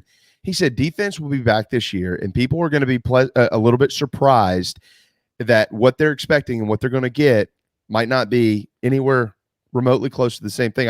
I don't know that we in this state watch the South Carolina problems and the Clemson problems under a microscope, so I can be a little bit more in depth on some of that. Mm-hmm. I can't necessarily speak to the issues Oklahoma's having. I just haven't seen enough. But if you look across the country, there are a lot of teams who have had a lot of the same problems where you're going, well, why aren't they scoring points? Well, defense has returned. Mm-hmm. Yeah, there's something to that. I mean, the opening week, someone cashed a parlay hitting like 14 unders in the opening week, and that backed up what JC and Josh Pate and others have been saying. The defense is probably going to be back this year, and I think we've seen it. I think you're starting to see a little bit more of a push for some. I mean, you look at Wake Forest. They were able to limit Virginia, but even Virginia's offense. There are offenses out there that are doing things, but some of the ones you really expected to light it up, Oklahoma and Clemson, jumped to the top of my mind, aren't. And it's odd. It's odd seeing this amount of parity in the game. Grover makes a good point, Love too. it. We'll have an idea of how good Notre Dame is this weekend when they play Cincinnati. This weekend, by the way, Great point. Awesome. This is an awesome weekend. Look at this game. Look at this. Yeah. It's ridiculous. Yeah, You need to have 2 or 3 TVs at minimum if you're not going to a ball game somewhere, which I will be. So I'll miss some of them. But all right, a couple of pretty ugly things in college football this weekend. The Ohio State kid quitting between the game in the middle of the game. Don't really care to know what the backstory is between him and anybody else. If he's wanting to transfer somewhere, I'd tell him to go kick rocks. I would never, ever, ever let that kid on my team. And hopefully Dabo Swinney has suspended EJ Williams by now. You don't spit in fans' faces on the field. Period. The end. That is nasty. It's ugly, and the kid should be suspended at least for a half, if not a full game. That's unacceptable. I need to go back and watch that video again. I saw it. I didn't notice the spit. I saw like some frustration in it. If that happened, and you're now the second one who said that, it's probably common knowledge. Yeah. I just missed it. Then yeah, that's a big problem. Big. Yeah, it was gross. I mean, if you go back and watch it, the second head turn, it looked like he did it the first time. I couldn't really tell. The second one, you could definitely see it when he spit at that fan. I couldn't tell if it was a young man or a young lady. It doesn't matter. It doesn't matter. And it doesn't matter. You don't spit at people. Fans are idiots. They run on the field. And here's the thing for Clemson. I'm not trying to beat up on the Clemson fan base, or I'm not accusing anybody of doing anything. Clemson fans run on their field after every single game, and they have for a long time. And there's probably a lot of opportunities for other teams to probably want to do that at times. And who knows what that idiot said. Obviously, somebody said something to him. You're not just going to spit on somebody for nothing. I'm going to give EJ Williams a lot of credit there. But I'm sure that kid had something to say about his mama or his grandma or something, whatever it was. Doesn't matter. You got to keep your helmet on and get to the locker room. Yeah. Sorry. So that kid should be held out of the game, and I hope that somebody in the press corps up there at Clemson will ask Dabo Swinney about it and how much time he's going to be missing. Don't ask him how much time is EJ Williams going to be missing. I'm sure you've seen the video by now. That's just gross. That's ridiculous. All right, couple other little nuggets in the last 4 or 5 minutes of this segment, and then we're gonna head on. Haven't gotten to much of it, or if at all, really, but man, the U.S. kicked some tail this weekend against the Europeans. I said last week, I was talking to somebody about it over the weekend up in Columbia. I said, man, if they navigate Friday and early Saturday, they're going to run away with this thing. They have the best players in the world. They'll run away with it on Sunday. Luckily, my golf knowledge came true. 19-9, Darren's most dominating win by the Americans in a long time. And I'll say this, good luck, Europe, because the future of the sport, the youth that they've got on that team, they're good, dude. Those Americans are going to be in Rome in a couple of years. I think they're in Rome or somewhere. They're going to be ready to go. Did you see the Justin Thomas, Daniel Berger shotgunning beers on the first tee video? No. Oh, I dropped the ball. My bad. I should have had this ready for the show. It will be ready for tomorrow's show. So Thomas and Berger for Saturday, the second day, they played in the opening wave. They were sitting in the afternoon wave. So before the guys teed off, before anything started in the afternoon wave, they walked to the first tee, which is packed. You've seen all the videos of the first tee. They walk out there to hype up the crowd, and what do you know? They get beer tossed their way. And they hammer it. I mean, dominate the moment. They chug it. Thomas goes down to a knee and just, shotguns it right in there, then slams it down on the ground, fires up the crowd. It's one of the greatest sports videos that has nothing to do with actual play that I've ever seen. And I'm not exaggerating that. That is so cool. No, have that for tomorrow. I haven't seen it. It was awesome. Google it. I'll wait or something, but it's awesome. I'm going to wait till you show that tomorrow. Yeah, it's awesome. We'll certainly talk much more about the Ryder Cup this week. Scott's going to join us on Thursday, obviously, but man, that was awesome. I loved watching that yesterday. It was beautiful outside, by the way, too. And baseball, the Braves' magic number is 6. Tomorrow night, they start a series with the Phillies. 5. Yeah, 5. If they start a series with the Phillies tomorrow night at home, we all know what's on the line here. Braves, Phillies, this thing's basically for the division. They're 2.5 up on Philly. Not much more needs to be said, but we'll certainly get to that. The Cardinals haven't lost since September the 10th, 16 straight. For a nugget here, and a note, in the National League, the longest winning streak ever happened over 100 years ago. 1960, the New York baseball Giants won 26 in a row. So they've got a ways to go, and they won't get there. There's not enough games left in the regular season, unless I guess you added the postseason into it. But 16 straight. They're going to the playoffs, no question. Might not. They'll lose at some point, but they might be the hottest team in the sport getting into the playoffs, Darren, which very dangerous, as we know. Yeah, that bodes well. It's a franchise record winning streak for a franchise that has about as much history as most other franchises that are out there. The Rockies won a ton of games in a row a couple years ago, just like this, right down the stretch. Maybe not 15, 20 years ago. I don't remember how high it got, but I think it was over 20 games. And then before we go to break, I don't know if you saw this. 66-yarder, a new NFL record, beats Detroit. It wouldn't have been good from 66.5 yards. I mean, it hits the crossbar and bounces through. 66 yards. That's the other side of midfield. That's more than 5 yards past the other side of midfield. And it was also 19 yards more than the entire Chicago Bears offense had in their game yesterday. They only had 47 total yards of offense. But yeah, I saw the 66-yarder, and Greg Gumbel's call was classic. That was oh my God! It literally couldn't have been another inch shorter. It would have gone the other way. Yep. Really, really cool to see. Also, really cool to see a local note. Congratulations, Nick Schufo. I see the River Dogs thing. I'm getting there in just a second. Congratulations, Nick Schufo, former Wando baseball player, Lexington High School baseball player, committed to South Carolina, first-round draft pick. It's kind of ended up bouncing around a little bit, signed with the Orioles, called up this weekend, and in his appearance on Saturday, goes 1 for 3 with a double. Didn't play yesterday. I think he's expected to play tonight. And last I hear, Tony, his father's on a plane headed to the ball game. So that's Nick's been on with us a couple of times. I've known him since he was born, and I'm very proud of him.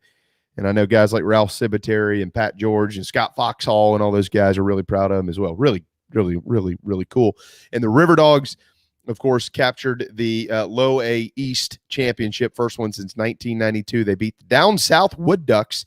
And bravo to the Charleston fans who went out and watched them this weekend. Over 15,000 showed up for those 3 games. Just incredible. I think it was the most attended minor league postseason series in the country, if I got that note right from a little while ago. So get this. You just hit the number of the attendance in 3 days. It was 15,000 and change. Yesterday, a Sunday afternoon game that wasn't guaranteed anyway, they put in 5,011 fans. There were 3 other minor league baseball games yesterday in the country. They didn't total 3,300. Oh, River Dogs drew 5,000 yesterday. 3 others combined, 3,248. Whoa. Yeah. Man, that's neat.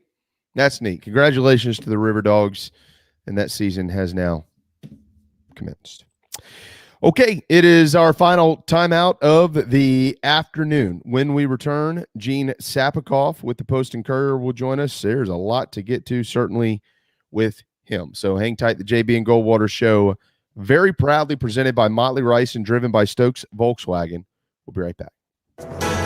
Hopefully, you won't ever need legal help for a catastrophic injury or health issues from a medical drug or device.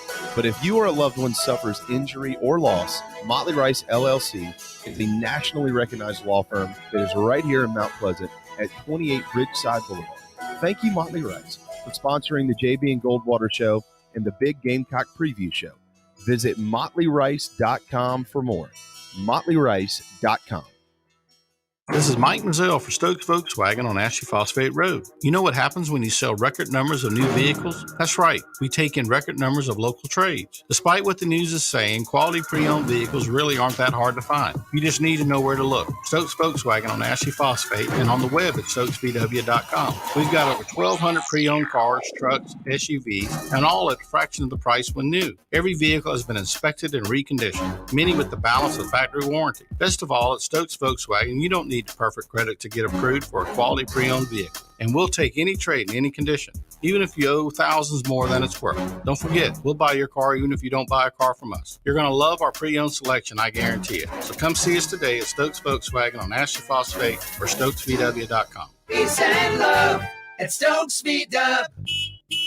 Negative trade equity finance to new loan, subject to lender approval. Wando Power Equipment, the trusted home of Hustler zero-turn residential and commercial mowers. There is nobody more trusted in South Carolina than our friends from Wando Power Equipment. They've been providing elite commercial and residential service for over 30 years. Landscape Services have turned to their selection of Hustler zero-turn mowers like the Raptor. Bigger, stronger, faster, and the most durable Raptor Hustler has ever designed. Located on Daniel Island and online at wandopower.com. Wando Power Equipment, owned by the Price family, the home of Hustler zero-turn mowers, rentals, service, and specializing in family and friendship. You hear me talk about Dog and Duck all the time, and there's no other place I'm going to watch my college and NFL than the Dog and Duck. They have 3 locations, Bell Hall, Park West, and Clements Ferry Road. They have specials all football season long, like $12 pitchers of their own D2 brew, $5 pints of Sierra Nevada, weekly pick'em sheets with prizes,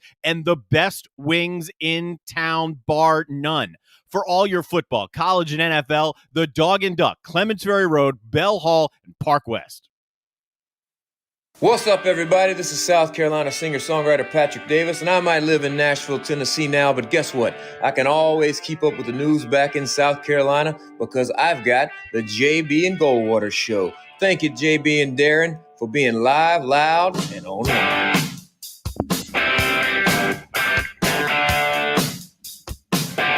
.135 final segment Monday afternoon, the JB and Goldwater Show, very proudly presented by Motley Rice. Gene Sapakoff joins us now.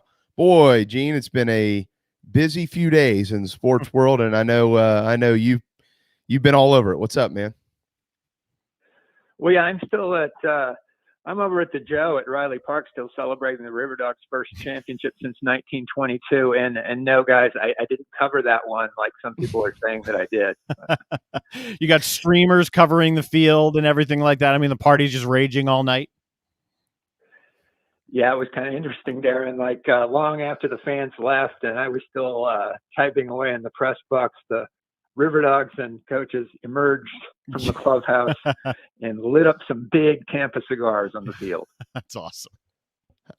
What was the scene like down there with all the fans? And it just seemed like I mean, obviously they won, but just the atmosphere over the last couple of days. Well, it was cool. I'll tell you, I've covered some Charleston River Dogs and Rainbows playoff games in the past, and they happen during football season. They're not on the schedule. The front office staff doesn't really have time to market it very much, and they haven't gotten very big crowds. But this time, wow, a sellout, jam-packed crowd on Friday night, like 4,600 on Saturday, and then over 5,000 yesterday. It was a pretty cool scene, and the River Dogs really embraced the fans running around the outskirts of the field with the trophy and all that. So it was cool.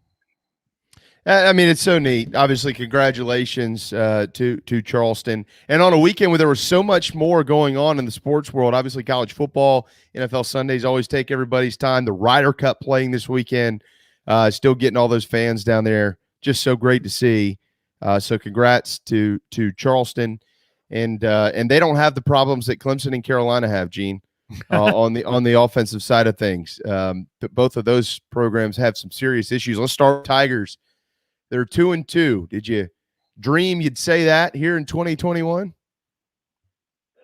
It's weird. I mean, you looked at the schedule and said that, Georgia, obviously the toughest game, and then you have to pick out an ACC game from this week's schedule that's the toughest, and NC State looked at it.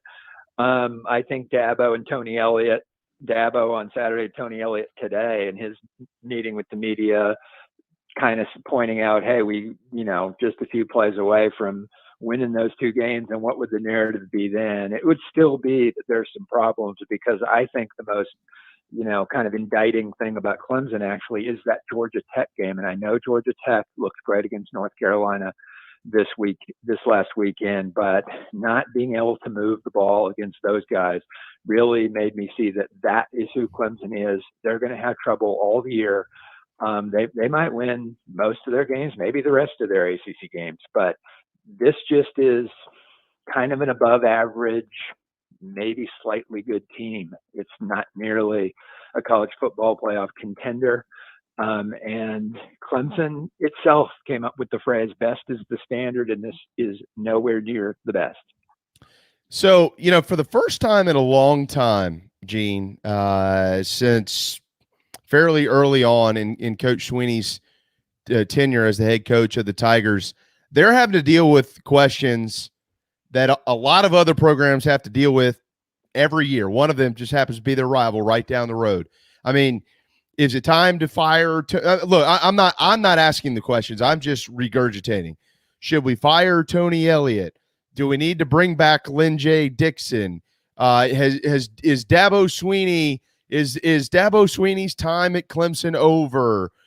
Is it time to start looking for the next coach? Uiagalelei isn't any good. Should we play the backup quarterback?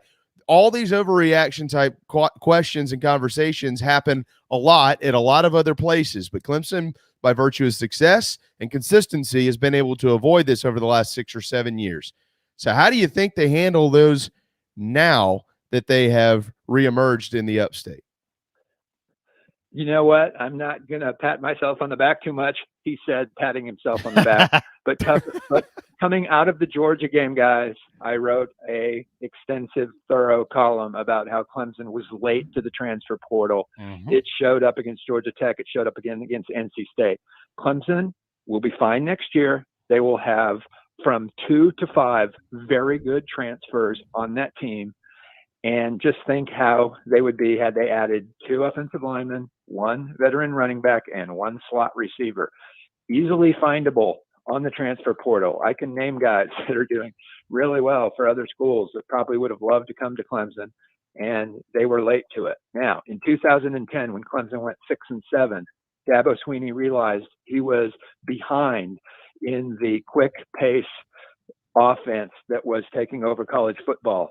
He adjusted. He fired his buddy, his guy, Billy Napier, and brought in Chad Morris, the single biggest move in the history of Clemson football assistant coaches, except for Tommy Bowden hiring Dabo Sweeney. And Dabo Sweeney will make this adjustment. They will bring in transfers next year, and things will be basically fine in 2022.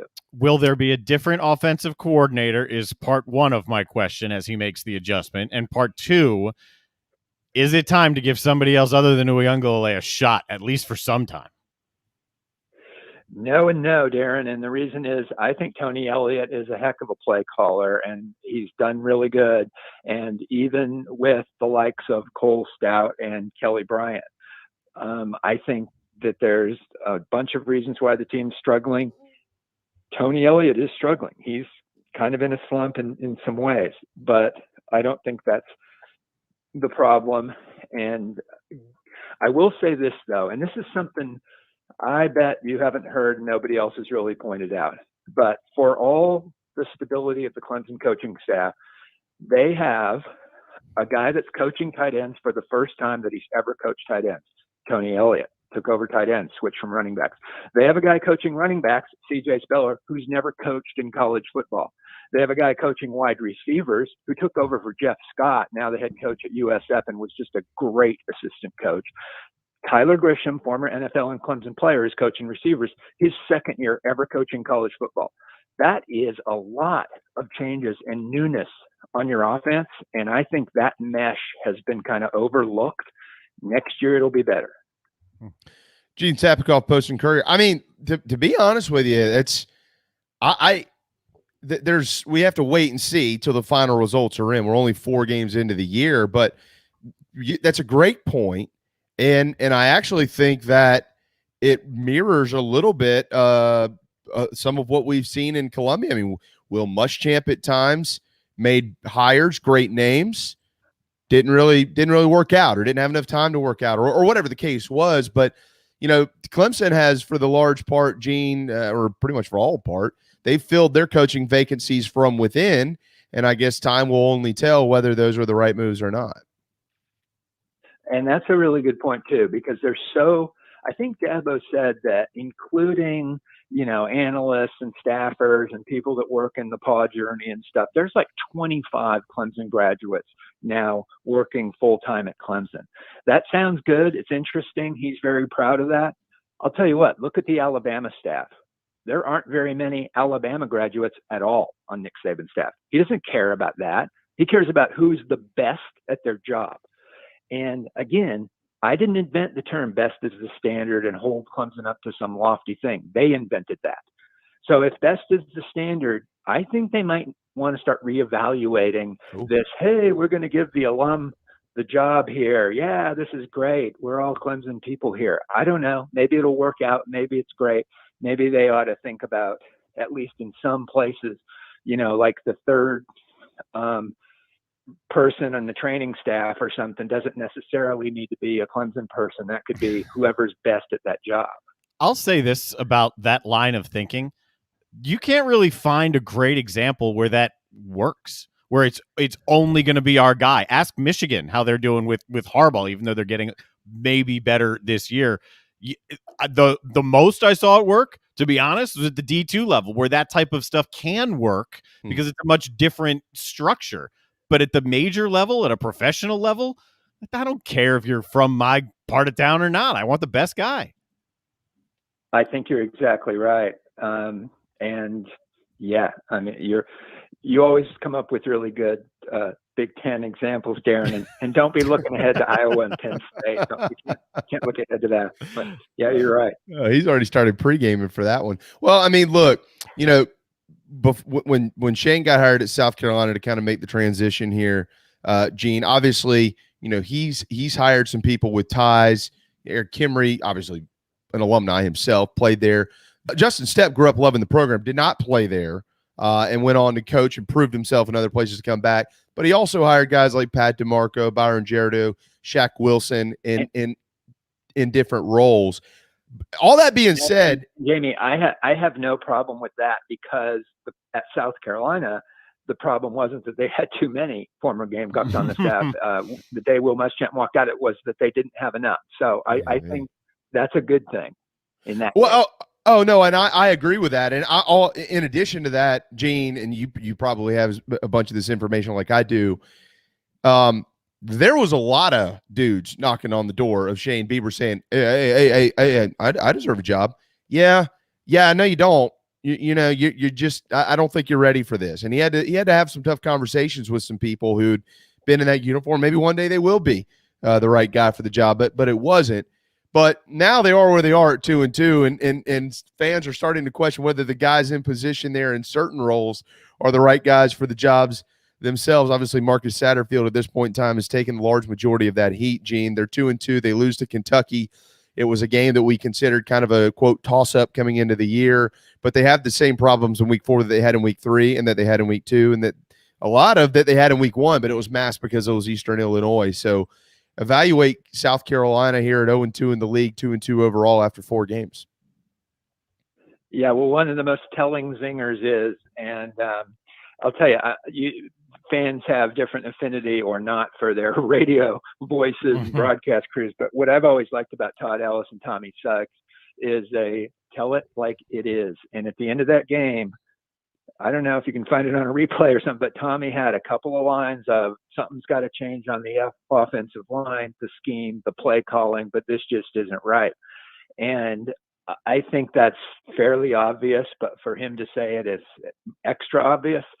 And I don't know, the running back room and the offensive line, those were probably going to be the 2 strengths of this team going into the season. And they look to me like the 2 most stunning weaknesses, because even when these running backs are getting away some, there's just not a lot of yards after contact, but mostly there's not a lot of holes, and the quarterbacks are just under duress constantly. So on the one hand, that's a struggle. On the other hand, as far as just overall record and things like that, point differential, this is about where we thought South Carolina would be. Now is a time for a 3-game win streak, and I think they're probably up to it.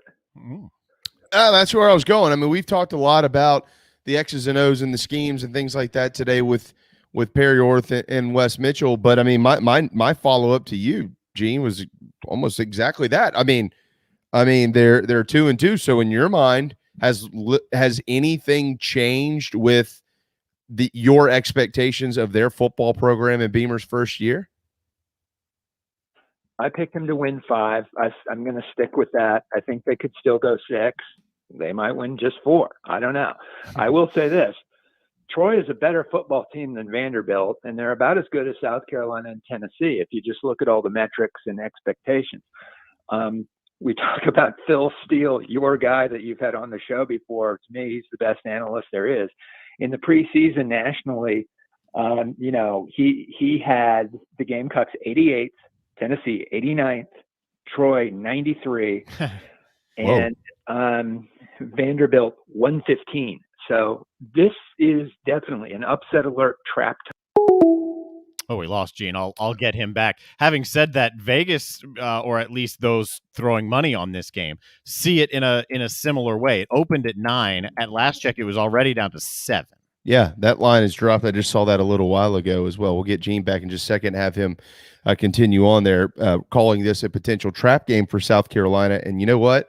Even though the large majority of people across the country aren't going to look at it that way because South Carolina on a national scale doesn't mean anything to anybody, it is, because coming off of a home emotional loss like that against the Wildcats, knowing you've got a road trip to Tennessee in the future, and then you're in the non-conference against a pretty good team, that's why these are called trap games, although this is not on the national slate to most analysts. Do we have Gene back? We do.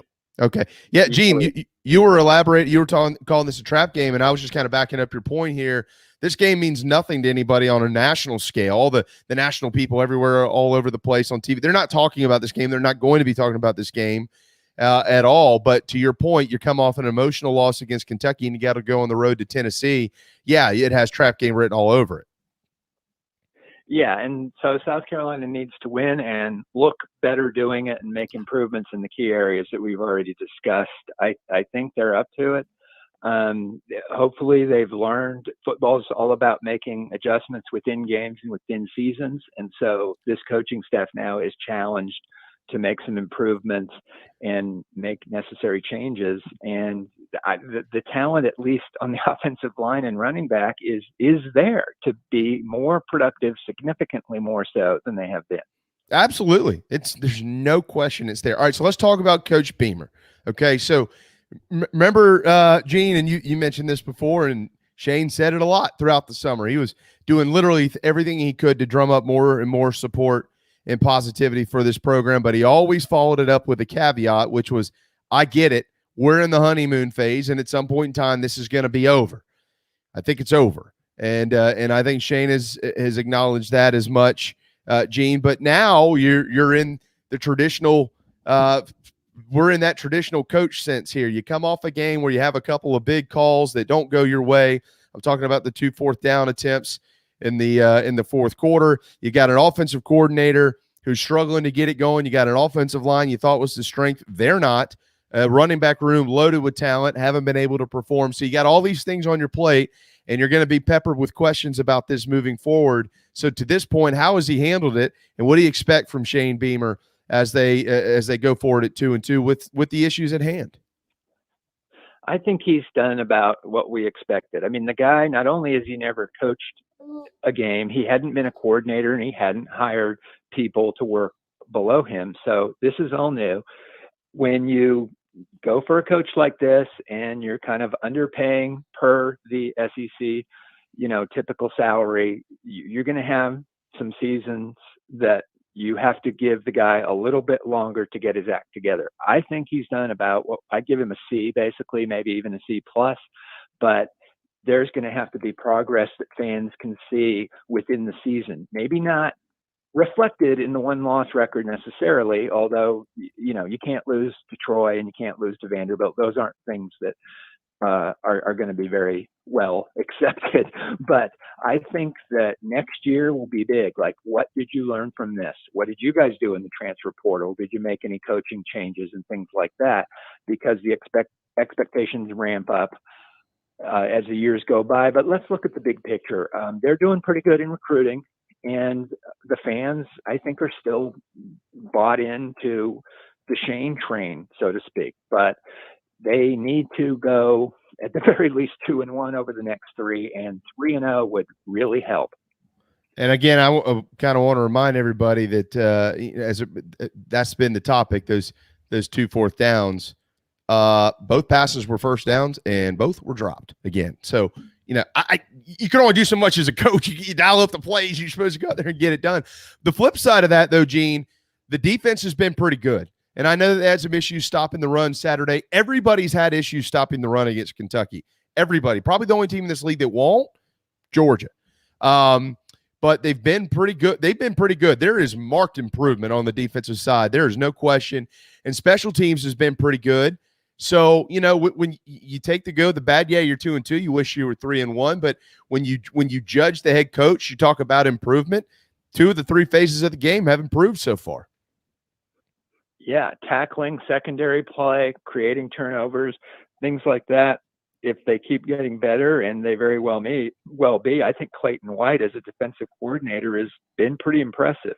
Yeah. Now, he's going to get tested here, especially in Knoxville. No matter how bad or good the balls are, it gets loud over there, even at a noon game.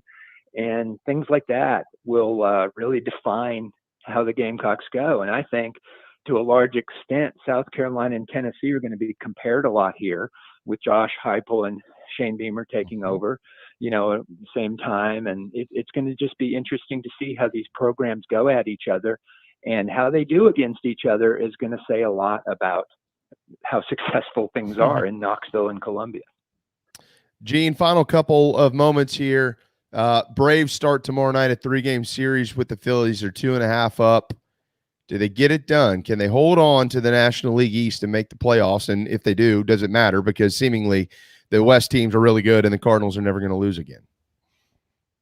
Yeah, that's a tough situation there. But the key for the Braves is not only holding on, but doing so with a few games to spare so they can get that pitching in order. Because if they can, I think that would really help them in a series against the Brewers. And if they get confidence coming out of that, and the pitching's also lined up right against, say the Dodgers, that could really be helpful. But overall, real credit to the front office and Brian Snitker and that underrated coaching staff that Snitker has, because I didn't think after the injuries the Braves had that they would be here. Nope. Yeah, I didn't. Nobody did. And they might win is this third? This would be their 3rd or 4th in a row? I know 3rd at least in the division. Yeah, I think so. Yeah. Amazing. And I still think the talent group in this whole organization hasn't really peaked. I think maybe next year could be when it could kind of come together for them. And finally, a local note: former Wando Warrior, former Lexington Wildcat, former South Carolina baseball commitment, and now current Baltimore Orioles catcher Nick Schufo is back in the big leagues. He got a nice knock there on Saturday, 1 for 3 with a double. From what I understand, he's going to get the start tonight. Gene, just wanted to get you've known the Schufos a long time, so I wanted to get your thoughts on that. Well, I followed Nick Schufo's career through the minors and his couple of times up with Tampa pretty closely. And I'll tell you what, I don't think there's 30, I know there's not 40 better catchers defensively in the world. And I think that can be his ticket. He's going to be a very good defensive player. And if he can hit even something like 240 or 235, I think this guy can have a long career in the big leagues, maybe not as an everyday catcher, but as a very good backup. And I'm not saying he can't be an everyday catcher. I still really believe in his career arc.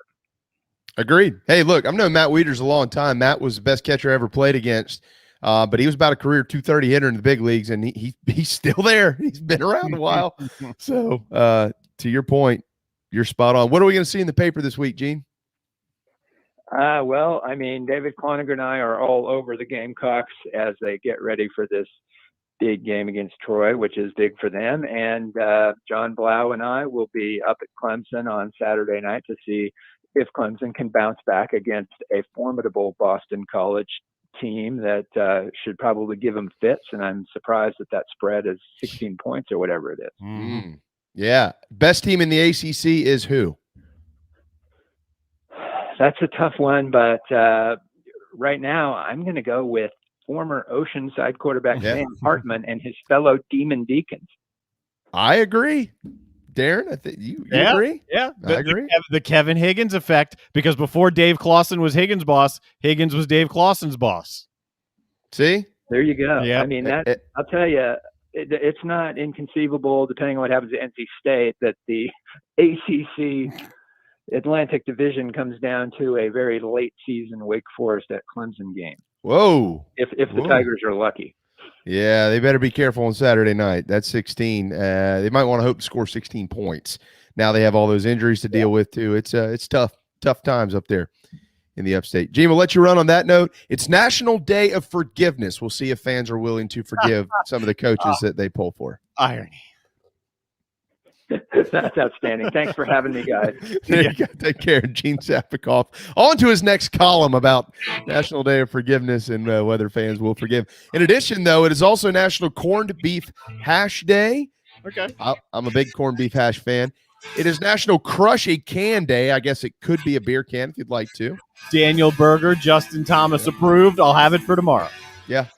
But above all else, it's National Chocolate Milk Day, boys and girls. I haven't had any in a while, but I sure do love some chocolate milk. It's good. Yeah, it is really good. All right, thanks to Perry Orth, Wes Mitchell, Gene Sapakoff, Darren Goldwater, and all of you, Mackenzie, David, all of you, man. We really appreciate y'all. Look forward to being back tomorrow at noon. Mike Morgan is tomorrow. Keith Allsep's tomorrow. Shane Beamer's press conference is tomorrow. We'll get a little bit more into golf and so on and so forth. Have a marvelous Monday afternoon. The JB and Goldwater Show, driven by Stokes Volkswagen and presented by Motley Rice, returns tomorrow. We'll see you then.